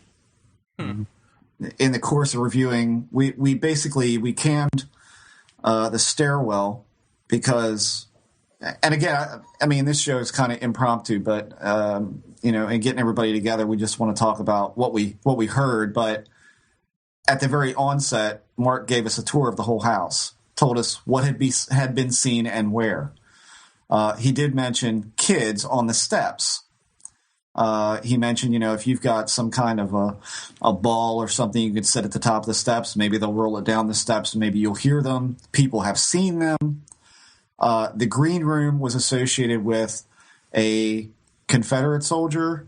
Correct. Right? And he has been seen top to bottom, full body apparition that basically walks in front of people and as if more or less like a who goes there type of attitude to him. They refer to him as Hank. Whether or not that's his name, I have no idea. The very back room, I don't know that there was any special, there wasn't anything especially attributed to that room as far as I know. Just that they had issues with the door in there. That the door would open. The door would open, right. When the man was carrying boxes in and he had his hands full, the door would open. And Mark Nesbitt said to him, well, that's interesting. He's like, well, I'll tell you what's more interesting. It did it 3 times. Open and close 3 times for him. So, you had all of this, but you also had throughout the whole house, what Mark says he gets on EVP more than anything else is a woman who was Miss Kitzmiller, who I got the sense that it might be, and we'll have to ask Mark about this, if her history wasn't a little bit hazy, her husband passed away. They said that she's kind of firm. She's a firm woman, She very proper. Very proper. Very, got to be a good hostess when you have company over, that sort of thing. Carol Nesbitt said, that she tends to act up when she doesn't, have cookies and drinks set out for company when they come to the house, that sort of thing. But I think what he was getting at was that she has a tendency to be a little pointed with things. That he asked, "Did you miss your husband when he passed away?" And they got no, and so we were calling for her most of the night. We were talking about her. Is the lady of the house in here? Do you like men? Because I'm a man, baby, yeah. I notice that window's not rattling. Guess you don't like this man. Now, interestingly enough, about 300 yards out from the house is the cemetery where Miss Kitzmiller is buried, where that whole lineage of people from the house are buried there. And there is a tombstone that just says babes. How many kids? We don't know. But to hear children in the house like that is a little weird. Right. When you've got a cemetery plot there's no names, it just says babes. So were these, I don't know, crib death, some kind of late miscarriage, premature kids that passed away? I don't know. Family dog. Right. Yep. Yeah, I mean, who's to say? I mean, you don't know. But all of that was explained to us before we went in. But I think, to be honest with you, kids was the least thing we were talking about. We were talking about Miss Kitzmiller and the soldier downstairs. That's what we were looking for. Yeah. And we got none of that. Right. We did get a couple of EVPs from the upper floor all the way back, like directly over the carriage room. They are so faint they're practically inaudible, but they sound like a woman. And let me stick with the kids for a second. That at the point that you guys were downstairs and you heard this, and I've listened to this tape a million times now, you hear what is like a, kind of melodic laughter.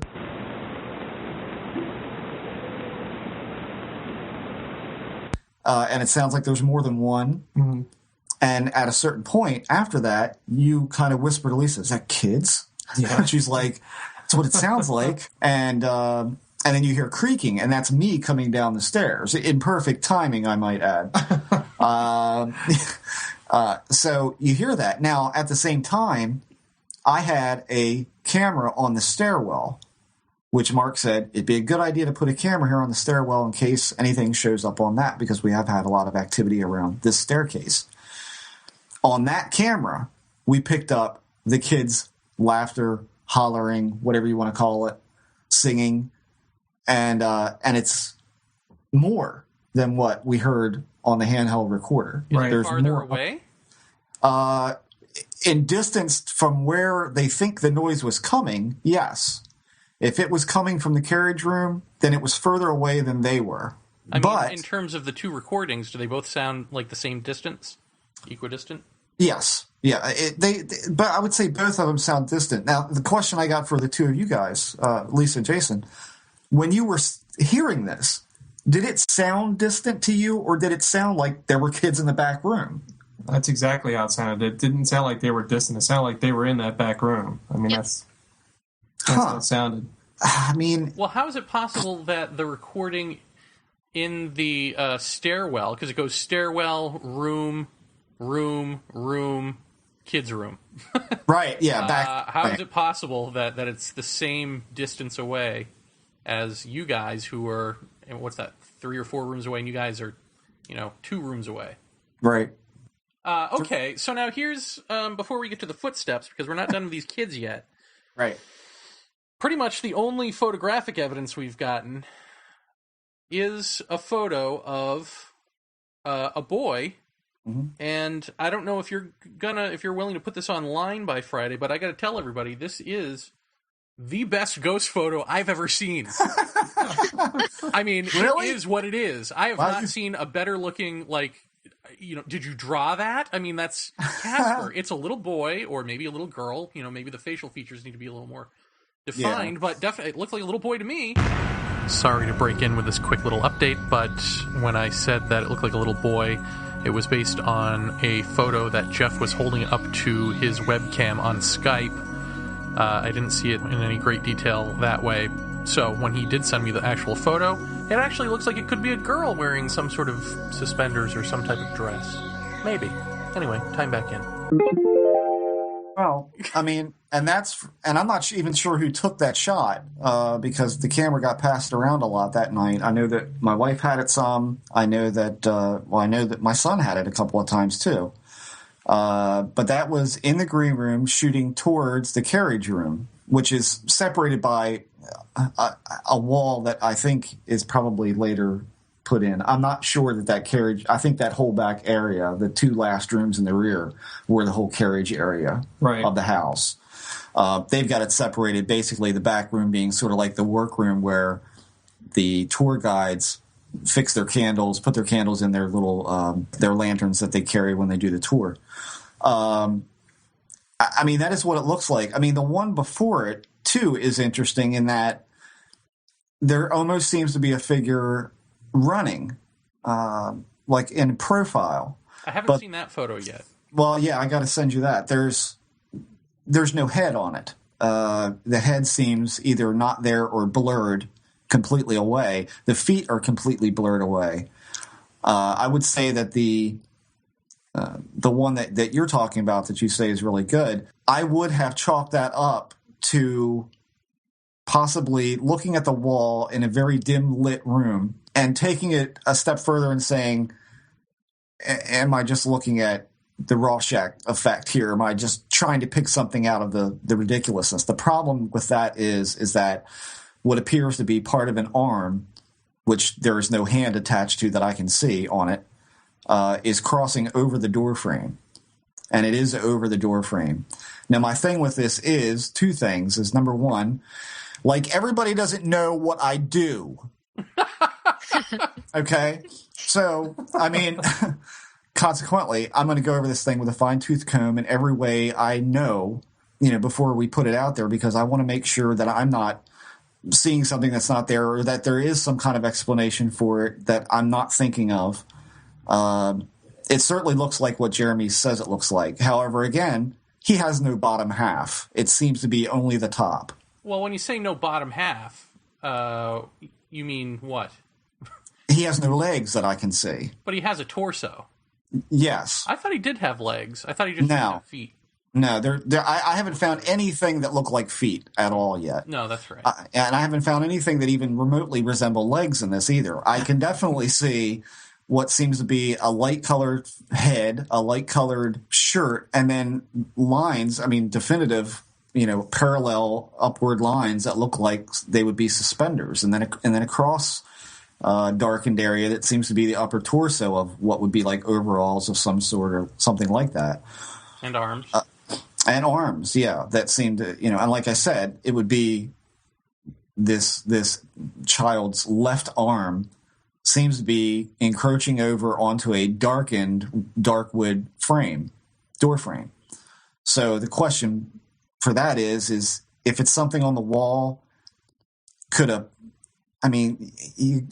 gotta turn every freaking stone. You gotta say, is this a happy accident where just the right series of things happened? Did the flash hit the right way? Did a piece of fluff fly in front of the camera at just the right moment and we're seeing something that's possibly not there? I don't know. But image-wise, I'm obligated to put it through its paces to see if it holds up to anything that I can figure out. I'm probably going to go back to that area and shoot that in light and see what kind of correlation I can make with the lightness and the patchiness of the wall versus the light. It was a darker photo. You lightened the photo to see what it was you were noticing. Oh, it was practically black. There's not a whole lot you can tell. What did you notice in the original? I noticed it in both of them. I noticed as I was going along in order that there looked like there was something in one photograph. I pulled the thumbnail up. I threw it into Photoshop. I started brightening, just adjusting levels. That's all I was doing. And not even going into channel-specific stuff, not even looking into the channels themselves. And I saw what looked like somebody running. And as I lightened it more, it held up. It stayed in a lighter area of the photograph. Now, if that's the case, I should be seeing things in other parts of the wall because there was a light source on the table, a dim light source on the table. So as you get closer to that light source, you should see a little more modeling of the wall, texturing of maybe the tablecloth and these kind of things. The problem is I think I did not use a flash. I don't think this flash was operating. I think when my wife took pictures, she turned on the flash and used it that way. I wasn't interested in catching a lot of dust or bits of leaf that were that had blown in that night from people coming in to take their tours. So I didn't use a flash. They're very dark. They're very grainy. And that's another consideration to think about. This is all stuff you've got to go through when you're looking at something that looks weird. However, the photograph directly after what we would deem the good one, there's nothing there at all. And I will say that the one directly after that is, or seems to be, very fuzzy. Very out of focus, not at all discernible. If you didn't know what you were looking at, and we looked at that scene, half the night tromping around in there. If you didn't know where you were looking at, you wouldn't be able to tell. Oh, that's a doorknob. That's a door frame. Okay, whatever you say. So, I think it deserves to be looked at. That's for damn sure.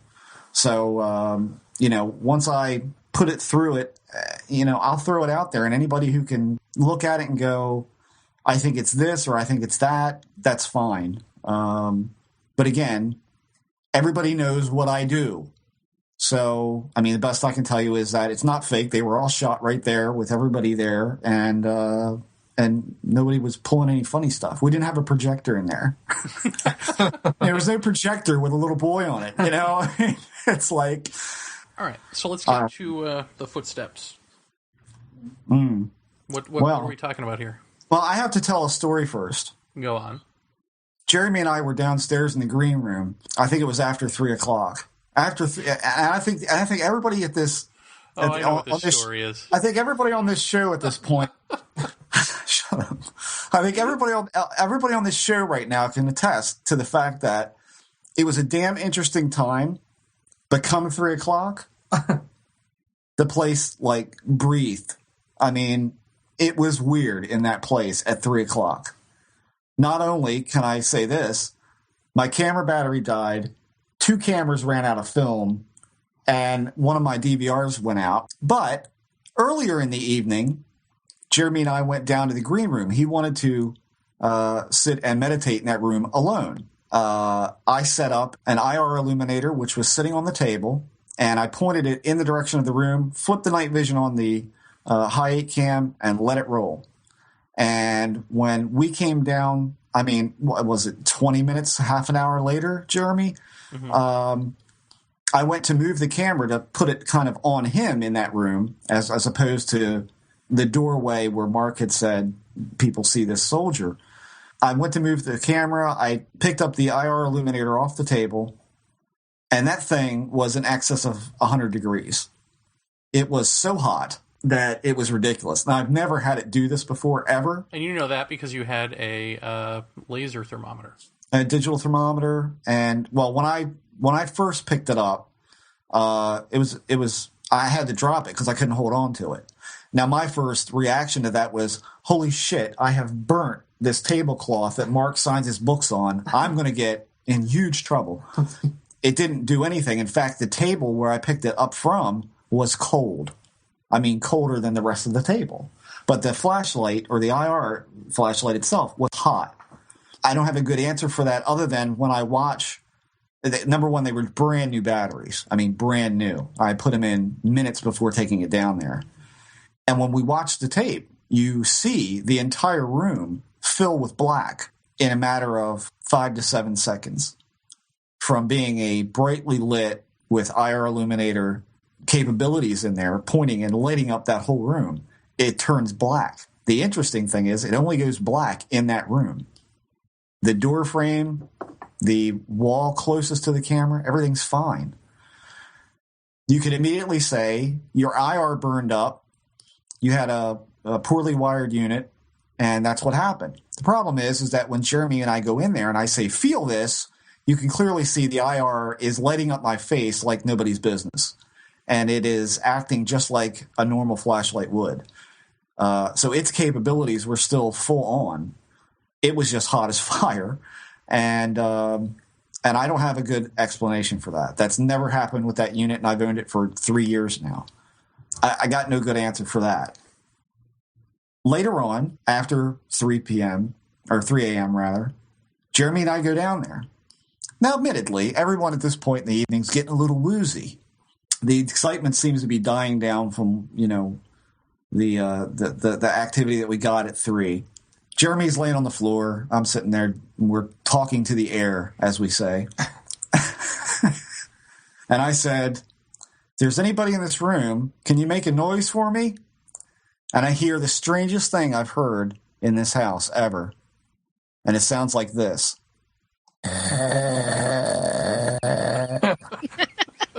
I look over, and there's my cohort and brother-in-arms asleep on the floor in a haunted house.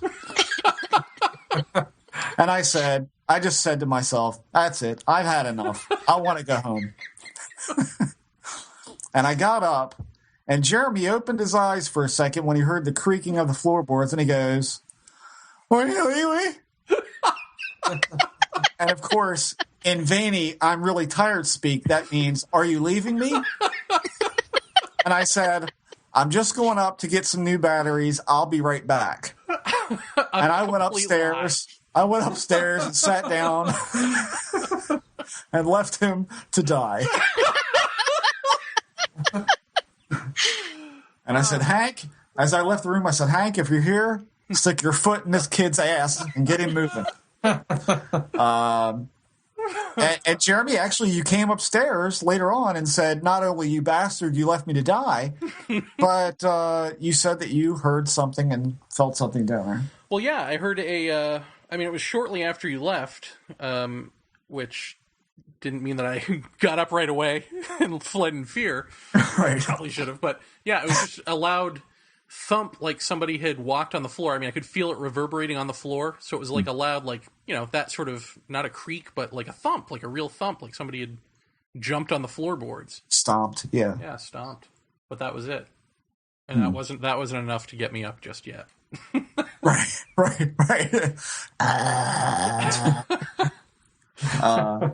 Well, at that point everybody was upstairs, and here's a really interesting thing, and I wonder if, people like Jason and Grant or, the boys from Ghost Lab ever have this problem, is that me and Jeremy and Lisa, as in Violet Lisa, were in the room all asleep. And off in the bedroom was my son, my wife, and Jason, all asleep. And I said to Jeremy, you think it's weird that I'm in here with a girl and you, and my wife's out there with my kid and one of my best friends? You think that's a little weird? He goes, what the hell? They're both named Lisa, so what's it matter? True. So happens to be true. Yeah, and so everybody, I think, flaked out really quickly. My son was out, I would say, from 1 o'clock on. He slept well. And Jason was flaked out on the floor. Jeremy and I and Lisa were in that back room. And now I gotta kind of put a little caveat with this thing here, that I was really tired. And it was probably getting close to daybreak at this point. It was still dark outside, but it was getting that sickly blue twilight look to it. And everybody was asleep. I could hear everybody breathing and snoring and all of that.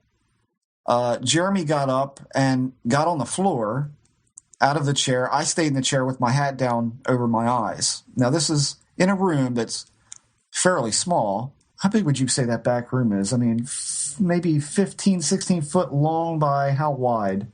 8 foot, 10 foot wide? It's not that big. Yeah, and you've got a door in the middle that leads to the kitchen. Now, the light was on in the kitchen, and I hear, it woke me up. Somebody is walking into the kitchen, and I kind of pushed my hat up over my eyes to see what it was, but I didn't push it up so high that I'm looking at the whole door frame, because I'm really out of it. What I think I saw was somebody in flat shoes wearing what my wife tells me is called a muumuu. It was like a material that was almost down to the ankles, and it was light colored, as I remember. And I said, Lisa, and I put my hat down over my eyes. Now, of course, my wife wasn't wearing that, and none of us was wearing shoes. Did you see ankles? Yeah. Were they white? Were they black? Yeah, white. Huh. But it was not like, oh my God, it's a ghost. It's not like that. It looked like a person. I'm going to say this again. I can't trust my own perception of that because I was so incredibly tired. It was one of those things where I said something to myself that rationalized what I was seeing as my wife's walking in to see where am I at? What's going on? But I asked her, I said, did you get up after everybody laid down? She says, I didn't get up until everybody was up. Everybody was down. I stayed down. I wanted to sleep. So nobody was out there. Nobody was wearing what I saw, and none of us were wearing shoes. Now, interestingly enough, on the audio that was running, because we took the old trusty Mac and the Blue Snowball, and it was running at the time we were all asleep. And yours truly had to endure over 2.5 hours of snoring. But when I got 55 minutes into that recording, you can hear someone with what sounds like girls' flats walking into the kitchen, shuffling a bit. You hear a rustling sound that sounds like some sort of material, and they walk back out. It's that quick. And I mean, in my mind's eye, I can sit here and I can picture that those feet and those legs and that material. I can picture it in my head perfectly. Can I say that actually happened? I don't know if I can or not, but you can definitely hear someone in that kitchen as we're all snoring.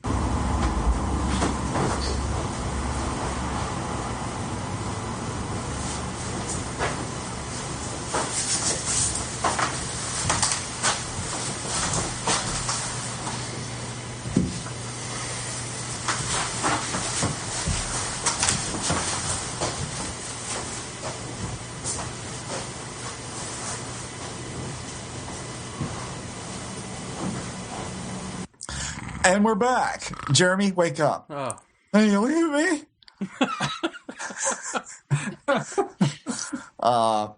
So that's the thing. Now, my wife said to me, she says, do you think that maybe Miss Nesbitt came in to check on us or something like that? Now, here's the problem with that.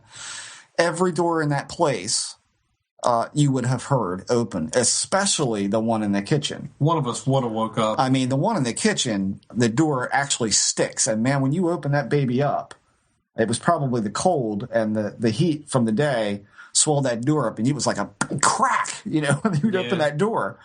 And you would also hear someone walking across that second floor big western porch that they have on the side of the house. Right, yeah. I mean, those boards were creaky, and it's a very hollow thumping when you're walking across. All of our shoes were out on that deck. So what that was, I have no idea. But whoever it was, they weren't in there very long. It was like they walked through, looked in the back room, turned around and walked out. But there's a rustling sound that sounds like taffeta. It sounds like something with like a high frequency rustle sound. Right. And I have no clue what that was. So, but there's definite solid footsteps. Right. So figure that out. So I think we have just one more thing to cover from our night there, which was my little meditation thing in that room, which I think we probably covered in the 4 a.m. after chat. Yeah. Except that now that you've had a chance to look at the footage, what do you think happened? We're talking about there's a theremin in the middle of the room, there's me against a wall, and I'm letting this meditation energy go, and the theremin at some point slowly but surely kicks in and then gives an even tone that doesn't go off. Well, I had I was not sure if that was because of something I was doing or because something in the room was responding to something I was doing or what. So you looked at the video of that, and what did you see? Well, when I look at it and I'm sitting there, I mean, we've got this camera directly on you. You can see the theremin is far out in the floor. I would say a good 3.5, 4 feet from you. You're doing the meditation thing, and of course your hands are going. And I don't know how else to explain it other than you put your hand up, almost like the a la casual Sieg Heil, if I can say it that way. Well, it's not out in front of me like that. No. I'm talking about the casual Sieg Heil. I'm talking more along the lines of, do you swear to tell the truth, the whole truth, and nothing but the truth? So help you God. Right. It's that kind of, that's probably the better way to explain it. And he puts his hand up, and as his hand comes up, I'm watching this, and I hear, and I'm like, my wife and I both looked at each other like, what the hell is that? We turn the brightness level up on the camera, and you see that the heavy breath was Jeremy. And as he puts his hand up, and his hand flattens out, that's pretty much even with his chin, his palm of his hand is pretty much even with his chin, you hear him, you see his chest, his stomach go, and up comes the theremin. I think it's you. I think it's you. I don't necessarily think it was anything in that room. I think it's whatever you're doing is affecting something. And again, I have to preface it by saying I've had that theremin set on that kind of thing at band gigs. I've had it set that way in my house for hours on end, and it's never made a peep. And we take it down there, and you're sitting there, and you're doing your thing, and it starts to it doesn't just come up with tone. It starts as a boop, boop, boop, boop, boop, boop, boop, boop, and then it gradually works into this consistently rising tone over the next many minutes, to which you're saying, can you step away from it? Can you back away? It's getting really annoying. Can you stop that? And I think it's you. Well, I do, which is interesting too. Yeah, that's interesting too. But I find it odd that it went off earlier in the day when we first set it up in that living room. Yeah. And it was like I'd given a demonstration, I think, to Lisa, just show her this is what it is, this is how it works. And then we went into the kitchen, and then it started going off while we were in the kitchen. And that was at the point where that room felt like there was something in it. Yeah. And the point where it went off downstairs with me there was a point when we felt like there was something in it. So, well, let's not forget that on this recording, as you're meditating, you're saying, or I think it might have been before, you were saying, is there anybody here? Can you make yourself known? Can you say something? Can you touch something? Can you move something?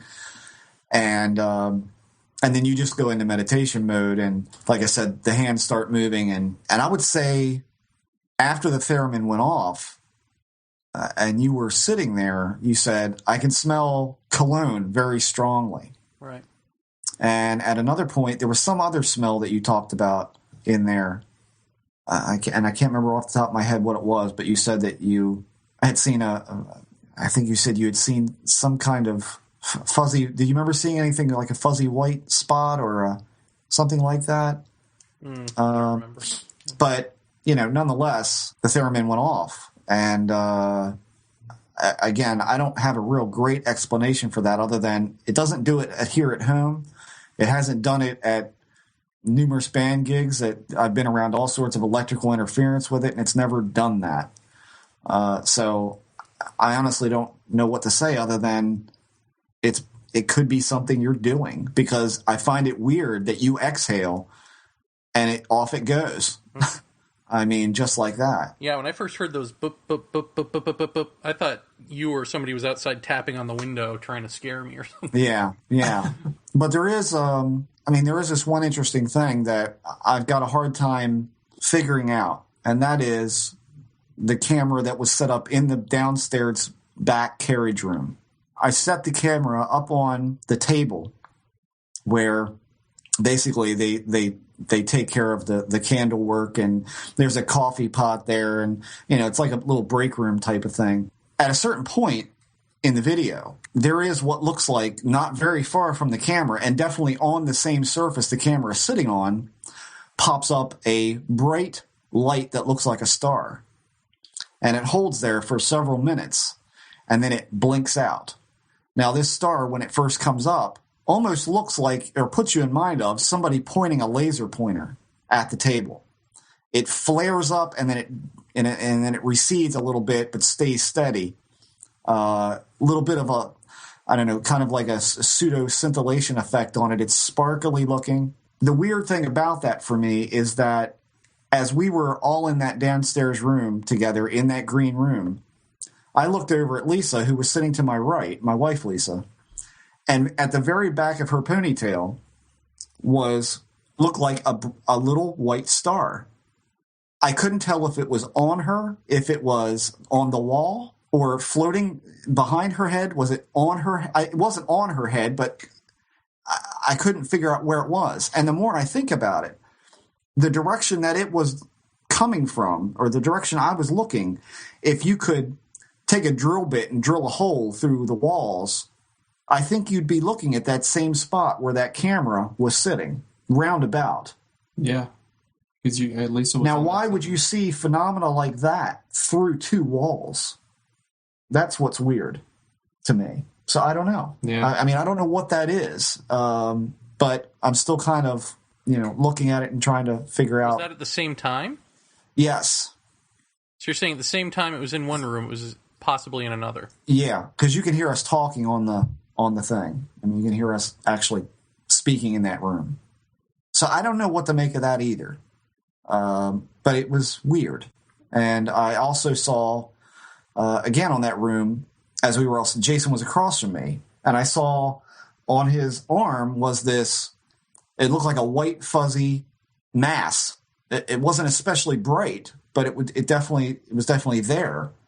And as I saw this kind of move onto his arm and disappear, he rubbed his arm. And I stopped everybody and said, "Why did you just rub your arm like that?" And he's like, "I don't know, it's just cold." I was like, "I just saw something on your arm." But we had no camera running in that room when we were doing that. We had DVRs going galore, but we didn't have any cameras running during that downstairs session. So I don't know. I don't know what the little star-like thing is, but I've seen stuff like that before that I never associated with anything like a haunting. That didn't occur to me. I saw something like that years ago with a friend when we were out hunting really early in the morning. And we saw a star that was on the ground, and we kicked at it and stomped at it and rustled the dirt, and you could not cover it over. It was just like it was there, but it wasn't there. And we both saw it. So, I mean, all in all, I'd say the place has definitely got activity in it, whatever it is. I don't know. We got EVPs. We got a photograph of something. We definitely all had personal experiences there and the feeling that heaviness is so undeniable when you would walk into that room. It was palpable. I mean, all of that was really strange. So, I mean, it's got my vote that there's something going on there that is of that paranormal nature. I don't think by any stretch we've seen everything that place could offer as evidence. This stuff does not react on command. Well, except for that kid photograph. Except for that. But wouldn't you like to see something like that with your eyes? I mean, would you want to see that? No. I mean, would you? Every time I walked into the green room from the front part of the business, I was like, I turned that corner thinking, is that guy going to be standing there? He never did show up. In fact, we never got anything of him at all. We never. Is that EVP that we captured? Is that him? I don't know. I mean, I don't know. Did we get an EVP from Miss Kitzmiller? It sounds like a woman, but it sounds like a gravelly voiced woman. Right. So I don't know. I mean, but there's definitely something going on there. But Gettysburg, where can you not go? Where can you not go down there? It's just like I was telling you tonight, we can go to the McDonald's and get EVPs probably in the McDonald's if we want to. Yeah. I mean, it's just the whole place has got a really bizarre feeling about it. And it's a completely different experience when you go to someplace like Spangler Spring, like I did last weekend, with 3 other people, and that's it. And there's nobody there. That's a whole different bag. When we went there on this trip, that was the second place we went, Jeremy, where Jeremy just conveniently, audience, disappears. And it's pitch black. It is a weird-ass feeling place. And we can't find Jeremy. Jeremy's disappeared. And my wife and I are standing there, and she goes, "Do you see something dark moving way out there in that field?" And I said, "Yeah, I think that's Jeremy." And she Jeremy. says, and as we're walking towards her, she goes, "I hope to God that's Jeremy." And I said, "Well, if it's not, we'll have a story to tell." But you made the statement in that field after we left that you felt surrounded. Mm-hmm. And when we went back there, and Cody's girlfriend went with us, who had never been there, had never been to Gettysburg, I don't think. She was walking back to the car, and Lisa that night, my wife, was very uncomfortable. She wanted to leave. Everybody but me saw some sort of light phenomena there last weekend, or weekend before last, rather. I didn't see it, but all 3 of them did. I wanted to hang around some more. Lisa wanted to go. And as we got in the car, or as we were walking back to the car, my son's girlfriend says, "I don't know, that field, you just feel completely surrounded." And I just stopped and I said, "What did you just say?" So, I mean, there it is from someone who's never even been there before, could not have, gotten Jeremy's description to a T like that in the same verbiage. And that is the feeling, that you're just completely surrounded. What that is, I don't know. But I want you, Jeremy, to tell everybody what happened out there that you just twaddled off on your own and left us all to die. Please. I thought, I'll go play in the mud. Right. Well, I don't know. I just, I could feel the tugging of whatever this energy is, so I decided to let it go, and it basically just walked me over to the edge of the woods, to where this sort of white tree is, I guess, and did a bunch of, you know my shtick, the goofy hand gestures, a lot of walking around backwards in a circle. I don't know what that's about. Right. But I felt, like I said, I felt surrounded. At one point, I smelled, after slapping my chest a number of times, as this thing is prone to make me do, smelled what smells like gunpowder, or, that sort of smell, or a match being lit, that sort of thing. I was blissed out. I felt like whatever it was that was surrounding me, like there was some sort of, dare I say, communication going on that was just fine. Like there was nothing bad about it. No, like, my God, I'm surrounded. It was like being surrounded by old friends or something. And I had actually, thought, gee, I wonder if whatever this energy is, if it's sort of exercising this field or something. And then later you had basically said, gee, I wonder if that's what you're doing. You'd said sort of the same thing. Gee, I wonder if you're like a light attracting these things and, ushering them into it or something. Opening doors, yeah. To which, wouldn't that be funny if I accidentally exercised the green room in the Nesbitt home? I don't think that's what you did, because I got news for you. When we went to Spangler Spring a week later, Lisa, my son, his girlfriend, we all smelled horse manure and gunpowder. And I mean, it was strong. I will say, the only time I did hear noises in the woods, and of course, the caveat there being it's the woods, right? Was when I started, asking. I started asking, is there anyone there? Can I see you? Can you make a noise or whatever? Nothing. And then I asked if your friend in the sheet, oh great, if he was around, if I could, And then that's when it sounded like large branches snapping in the woods. Yeah, he likes the woods. There you go. Take that for what it's worth. Right. But were there people there around me at any point? Like I know I walked by a tree. Were there people sitting by that tree? No. Because a lot of the time that I was out there, I heard people laughing, and I never mentioned it because I thought that it was so obviously people laughing that maybe there were tourists out there, like behind me or something. Maybe they're laughing at me, or maybe they were just sitting by that tree laughing or something. There were some people.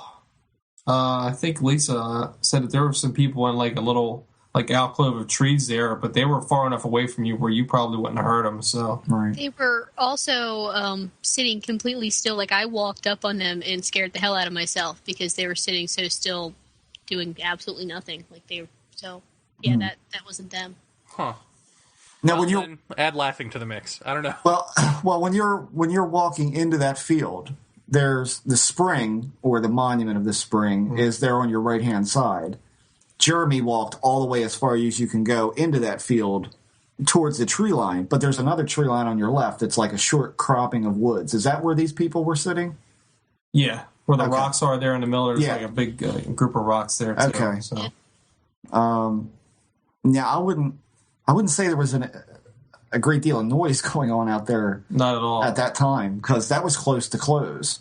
Right. And there were a good bit of people out there, too. There were about, there were us, there were those people there, and there were some other people over at the parking area, but there was, no noise. I mean... No, nobody was being loud. Not like Triangle Field, where people were hooping and hollering and screaming and laughing. Yeah. I mean, Well, there was a lot of laughing going on.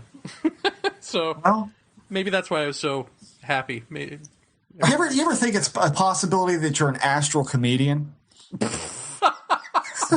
No, but now I'm going to think about it. Thanks. There you are. Here's the question for everybody, Jeremy included. When you're out on a ghost hunt, as they say, of course you're going to be piqued for anything that might happen that you think is weird. Do you think that that's a lot of what this is that you're like the little kid laying in bed at night listening for the bump in the night, and therefore you hear the bump in the night and there's a monster under the bed? Yeah, we got voices on tape that weren't us. And we got weird lights and we got all of that. that's okay. That's fine. Is it proof? Not by any stretch. Not even close. Many people would dismiss EVPs as any kind of interference that you would want to talk about. Radio, TV, whatever. If it's got a wire on it, it's an antenna. End of story. So they dismiss it that way. Right. I don't. I can't. The notion that this is what you're there doing, and this is where you are. You're in this place that's steeped in this haunted history.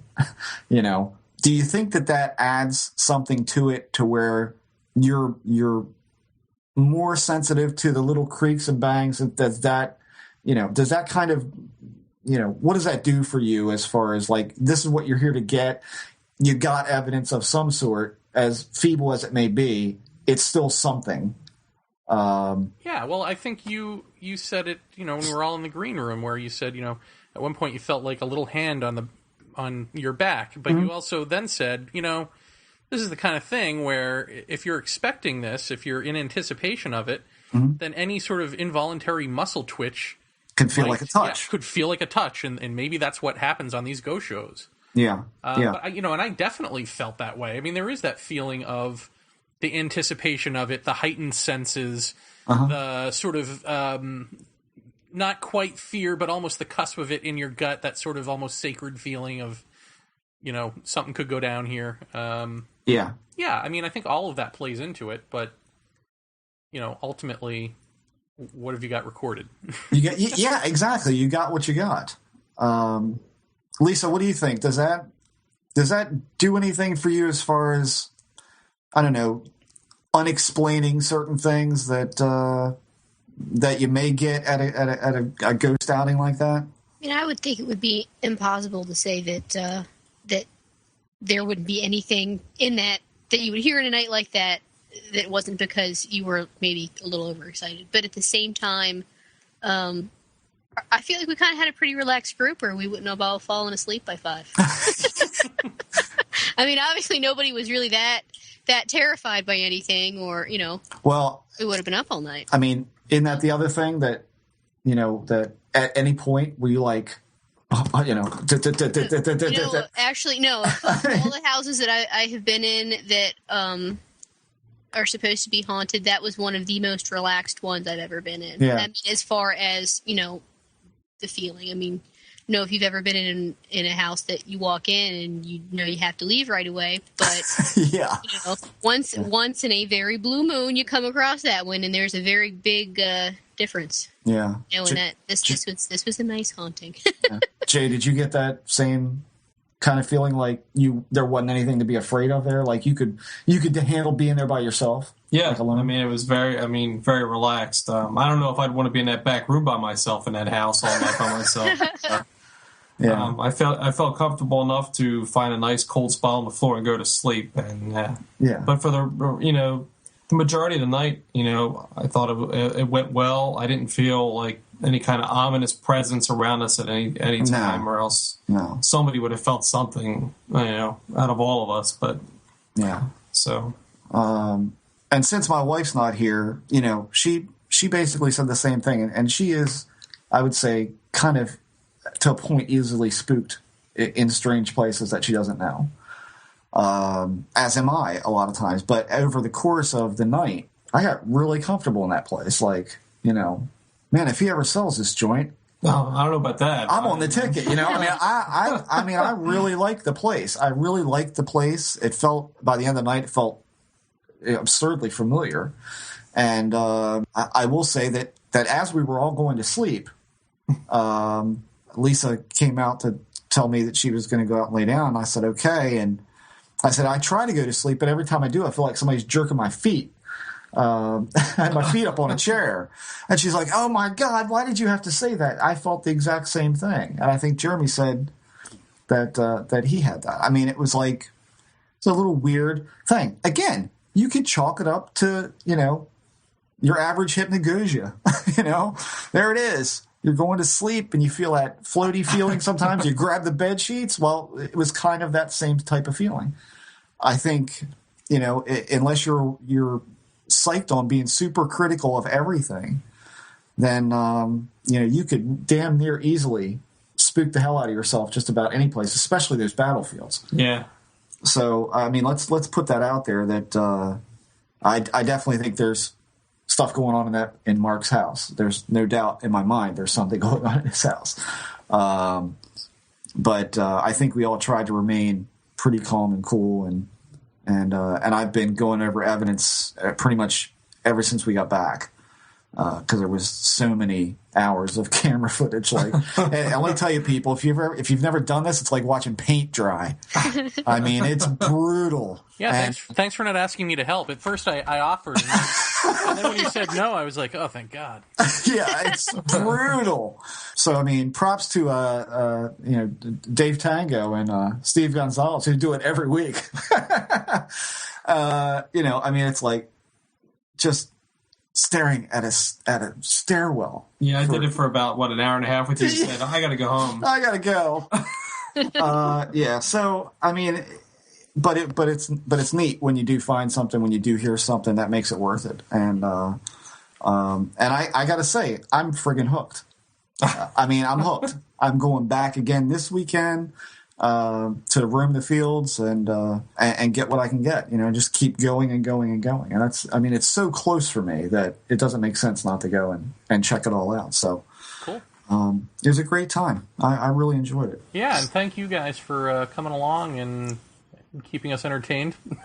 Yes. And being a part of it, Yeah, absolutely. That was my pleasure. It was trusting us not to be serial killers or something, Well, and here's the other guy that we got to thank, which is Mark. Well, the two we have to thank is Mark and Carol Nesbitt for being the most amazing people to let us, practically total strangers, come into their house and, I don't know, spend the night. Yeah. I mean, thanks to both of them. Mark gives incredible tours of the town of Gettysburg, candlelight walking tours that you can go for they're into winter hours now, so it will be Friday and Saturday nights only. Go to www.ghostsofgettysburg.com and get signed up to go on a tour because they're great. And Mark is a great guy. Mark and Carol both were very trusting of two morons like Jeremy and I to bring a host of people into their house they don't know and let them spend the night in their business and home. So many, many, many thanks to them. Absolutely. And we're going to be doing something special with them in coming months that listeners can get involved with. So stay tuned for that. Any final words, Jason and Lisa? Just that I want to say thanks again to Mark and Carol Nesbitt for having us up there, and they've been nothing but great. Me and Lisa went back up a couple weekends after, and Mark stood there and talked to us for about a half hour and gave us some heads up on places to hit off the battlefield. After you get kicked off the battlefield, there are some neat places in town you can check out. And thanks to Jeff and Jeremy for having me, and I look forward to doing anything we have coming down the road. I think me and Jeff are discussing some possible places we might be able to get into, and it's going to be fun. Yep, pretty much same here. Thanks for including me. Had a great time. I do have to comment that my biggest scare of the night was waking up to Jeremy having somehow wedged himself, I think, pretty much beneath the futon that I was sleeping on, waking up and yelling, "Are we still recording?" Because that ended my life. Lisa, let me make one thing brutally clear to you. If you think it was an accident that you woke up with him underneath of you, you're very wrong. You are sorely mistaken, madam. Yeah. And on that note, well, I guess Jeff and I have one last story of the weekend. That is of course this happened when we didn't have cameras ready, although I did have my camera phone, and so I'll put the pictures up online of part of what we saw. Let me set the stage for you. It's Sunday night, and I've got to get on a 9:15 bus back to New York. So I am waiting for this bus that never comes. Jeff, sort of out of the kindness of his heart, I guess, comes back for me. And instead of going inside the bus terminal where there are like, a Kentucky Fried Chicken and a Wendy's or something, Sparrow, one of those, where we could sit and relax, we decide, uncharacteristically, to stand outside and wait for this bus. So while we're standing there, Jeff is facing me and I'm facing out across the parking lot. And this is in downtown Baltimore, is that right? Correct. And I see up pretty high in the sky this sort of giant cream-colored light just sort of come on and get bright, and then wink out. And I say, Jeff, is there a flight path around here? And you say, yeah, there's a flight path right there. And, I say, okay, well, I tell him what I saw, and he says, yeah, it was probably just a plane. I'm like, all right, it didn't quite look like a plane to me, but all right, what do I know? So we keep talking a little more, and then at some point in the conversation, he leans in and whispers into my ear. Go ahead, Jeff. What'd you whisper? I don't remember. Good. This I is love what you. Jeff whispered. Yeah, I love you. I love you. You complete me. You had me at hello. This ghost thing was a ruse. Yeah, he leans in and he whispers in my ear, probably because he doesn't want whoever's out there listening in. It's funny you should say that you saw a light, because as I was pulling back into the parking lot, I thought I saw all the headlights from cars and all the just sort of street lights around here, and I thought, gee, somebody could get abducted just walking across this parking lot and no one would ever know. So that made me walk a little bit faster. Well, it wasn't only that. It was that as I walked out of the parking lot and across, like there's the big area, the big long area where the buses pull in, but there's a pathway behind that where your cars go through out of the parking lot. And as I'm walking across that and I'm seeing these lights from cars, I just got a really uneasy feeling. And it's a feeling I've described on other shows at other times that is almost like you could get sucked up at any second into nothing. I describe it as falling up. I just got this really light feeling and I picked up the pace and I thought, as much as everybody's occupied with bus schedules and getting to their car and picking up their loved ones, somebody could disappear right in this very spot. And I don't think anybody would notice. Okay. I mean, it was that kind of feeling. And so pretty much just as you finished saying that, boom, there's the cream light again. And I go, Jeff, and you turn around and you see this thing and you're like, yeah, what is that? And you start looking at it, you're like, that's not a plane. Now let's I don't want to say this, but let's qualify this. We're talking about something slightly bigger than a quarter out the outstretched arm. I mean, I would say maybe double the size of a quarter. Maybe at the outstretched arm, 1.5 inches, almost 2 inches maybe. It's a big light. It's very big. And it's way too high we have to kind of paint a picture here that as we're standing looking from the parking lot, you have a parking lot that the topography slopes down, goes down a slight hill, and you've got a large overpass that is going into the Harbor Tunnel Thruway to take you underneath the Chesapeake Bay and then into the inner city. First thing that came to mind is it's a street lamp. We're seeing a street lamp that's burning out, that's flaring up, and that's what it is. The problem is it's 3 times higher in the sky than the highest lamp. So there's no way it's that. When you see an airplane, again, 95 corridor, it is a flight path. I see them every single night on my drive home. They can look weird. If the landing lights are on as they approach BWI, they're very bright. Scintillation effect is in full play.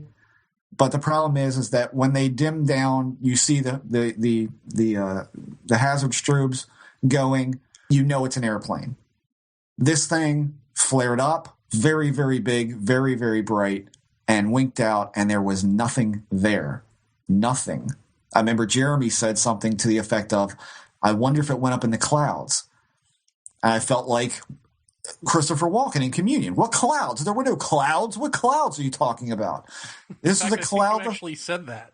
Yeah, there are no clouds. It's a starry night. It's very clear. So that didn't explain it. So from there, Jeremy. So I went in. I asked, "Where the hell's my bus?" They said, "We don't know." Bus driver. They don't check in with us. We don't know nothing. Apparently, that's in the hundreds of years of bus service, they've not figured out how to communicate Right. with the stations. Once they leave the station, they're rogue bus drivers. That's right. They're the Sarah Palin of transportation. These people. Right. That's it. Okay, so I go back out. We talk about it, and I don't know if it was at that point or the next point where I say, I'm not one to call UFO right away, but I'm calling UFO on this thing. Basically, another light came on lower in the sky. Yeah. That was green. That did the same act. It swelled up and then it blinked out on itself. The platform that you're standing on, where the buses pull up, I would say every 6 to 8 feet, there's a square plexiglass-covered light that is above your head. And they're all on. I mean, they're all on all the way across the front end of the bus station. You would notice that the light went out above me, and you said, that it's funny that light went out because I was just thinking, wouldn't it be weird wouldn't it be great if the light would go out so that way we could take a picture of it, we could see it better, and we could, maybe take a picture of it. Yeah, let's lighten your eyes. Let's lighten your eyes. Right. Yeah, so you had said that when that happened, and then I got my camera out, my camera phone out, and like, yeah, good idea. We should take, a picture if this thing comes back. Right. Right. If the light had gone back on over me subsequently, and then at some point it went back out again. And as soon as it went back out again, Jeff goes, okay, get your camera ready. And then as soon as he said that, bing, there's the green light. It was like clockwork. And I was like, you've got to be kidding me. So I took a photo of this thing. Yeah. It winks back out. We're like, this is insane. And then the light goes back on over me again. The next time it happens, the light goes out over me and over Jeff. There's like a square one sort of like diagonal to Jeff. Mm-hmm. So it's like light over me goes out, that light goes out, bang, there's the green object. Again. And there's no way that this could be in any way related to the bus station. No. I mean, this thing is not, this is way far away. Yeah, it is. It is. And again, let's make it clear that the big white light or cream-colored light was, I would say, 35 to 40 degrees off the horizon, pretty high up. The green light was less than that, but it was closer to the horizon, needless to say, but nowhere even remotely close to being near the overpass lights. I mean, still well above that. And quite far away. I mean, if I had to judge it from the vantage point that we were, I would say it was over water. No fireworks being shot off. I mean, the damn sure had a weird look about it. It did not look like a flare. It did not look like a spotlight. It did not, I mean, it looked like a spotlight in the freaking air, aimed right at you. That's the quality that it had. And the fact that I timed it, I set my watch. We had a 7-minute interval, a 14-minute interval, a 3-minute, and an 8-minute, I think, or 9-minute. So it was completely erratic. There was no pattern whatsoever as far as time. Anytime we would say something, it would respond. Yeah, that was the pattern, yeah. Yeah. So this goes on, I don't remember how many times this thing came on. Was it much more than that before we went out into the parking lot? No. I mean, I think after that last time when I said, get ready, I think it was one more time after that. And then we said, let's, and you said, you know what it's doing? It's daring us to go out in the parking lot. Right. And I'm like, thinking, I'm not going out there. And then I'm like, well, I am. And then I think you I think anytime that there's even the hint that you're being a wimp, you're like, well, I'm going to go. Forget it. I'm going. And you like run out into the parking lot. Sooner or later, you just realize, at least I'll have somebody to talk to while I'm sitting naked on the bench. Oh, God. Yeah. So we got into the parking lot to get a little closer to this thing. And did it come on again? Or did you say something first that made it come on? I can't remember how many times it came on in the parking lot. I don't remember, but you know, there's a portion of the story we're not going to discuss about what I said. Right, but essentially Jeff said something that it responded to, and it was such a horrible tricksterish joke. Yeah. That Jeff was just like in complete disbelief and shock, and yeah. I didn't know what the hell he was talking about. I'm like, what are you talking about? He said, don't you remember what we were talking about at dinner? He's like, yeah. And then he said, well, you remember what you said? And then I was like, oh, that's right. Oh, that's morbid. It was really a gross joke. And cut to, this thing stops showing up after that. we go back to the bus. The bus arrives, and this little old lady is yelling at the bus driver, where were you? And he says, well, this is the time that I'm supposed to arrive. By now, it's about 40 minutes later, 45 minutes later. Mm-hmm. No, that's not true. It's an hour and 15 minutes later, isn't it? It's like 10:30. Yeah, it's much later, yeah. But in any event, he says, yeah, the bus driver who was supposed to pick you guys up at 9:15 just never showed up. So I would love to know if that guy was an abductee or something. Wouldn't that be a story? Yeah. I mean, so in any event, so I'll put these pictures up on the board. You can check out the green light. Didn't get the cream light, but it was, as Jeff had said then, it's as if there's this giant cream light, and it's trying to get our attention just long enough to say, okay, now that I've got your attention, here's this more faint green light that you guys are going to be able to see and play with. And when we were in the parking lot, Jeff said, I can't really, it's not that bright. And I said, well, it is from where I am. When we were in the parking lot, I was basically at the same angle we were, I think, at the station, and Jeff was sort of off to my right. So it was directional. I then moved to the left and the right while this thing was in the air. And he was right. If you were standing in one spot, it looked completely bright. If you're standing to the right or the left, you might have seen sort of a dim light in the sky and not paid any attention to it. Right. So I find that interesting in light of, for instance, Whitley Strieber's story of seeing that the Chad drone UFO or whatever that's called. Right. Yeah. Outside his window that, he tried to get his wife to see and she couldn't see it. And so he stood her exactly in front of him and then she could see it. Mm-hmm. I think that's... or what Lisa and I saw in the park at Mom's house was the same exact thing. It was a silver ball, and she didn't see it. I saw it. I pull her literally in front of me, and, oh, yeah, okay, I see it. You could take one step either direction, left or right, and completely lose it. So, yeah, it seemed directional. I mean, this light definitely seemed directional. But I don't think you can underplay the green light of, number one, how green it was.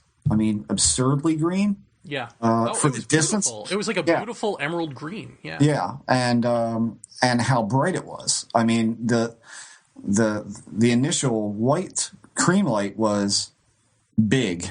I mean, big. It looked like when I did my movie and I went up to that mountaintop, and I was telling the story, with Mark Olson and his brother and friends of mine.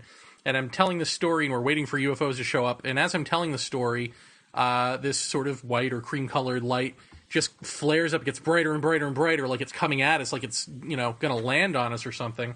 And then just as I get my camera to capture it, it winks out, and it winks out in that same. It was the same way, it had that same feeling to it. Yeah, as this. Yeah. Thing. So there you are, ghosts and UFOs together in the same weekend. Let's see if we can't capture them on film at the same time. Right, that would be it. Jeff's new goal. That's my goal. But, yeah, that was weird. I mean, that was real weird. So there's our first shared sighting.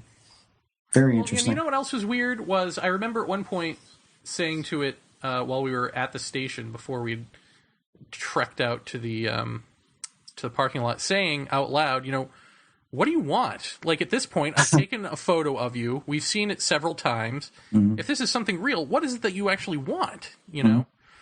And that's why I thought, well, geez, maybe it wants us to go out into the parking lot or something. But maybe it really wanted to tell that joke. Yeah, I got to say, I don't even know why that came to my head to say that, And I didn't say it necessarily in a joking way either. I mean, it just, I don't know. It was just in my head and out my mouth that quick. And now, is this something we're ever going to be able to tell people, or is it? No. No. I won't be a party to that. No. I mean, that's just. I think that would be entirely too much for most people to swallow. I mean, it is so out there, and again, but does it fit totally within the pattern of anti-structure? Oh yeah. Does it fit the marginal part? Absolutely. So, it fits the pattern, but it's, as far as I'm concerned, that's just way too harsh. I mean, I think that's just something better left unsaid. Right. I mean, the sighting stands on its own as far as I'm concerned. And you went back there and saw that there is nothing there, right? Yeah, I went back in the daytime. Oh, you did go back in the daytime. Yeah, I've been there in the daytime twice now, and there's nothing there at all. Well, So it's interesting to me. Just we'll wrap this up. We'll leave it on this little cliffhanger of a note, which is, remember what Teokas and Ghost Horse said when I asked him, so what is it that you, when you're sitting around with people who are Lakota, who are essentially enlightened in the same way as you, what is mystery to people like you? And the first word out of his mouth, jokes.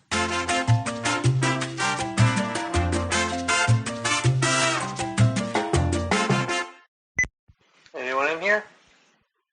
Hank? Children? That was just... Jesus.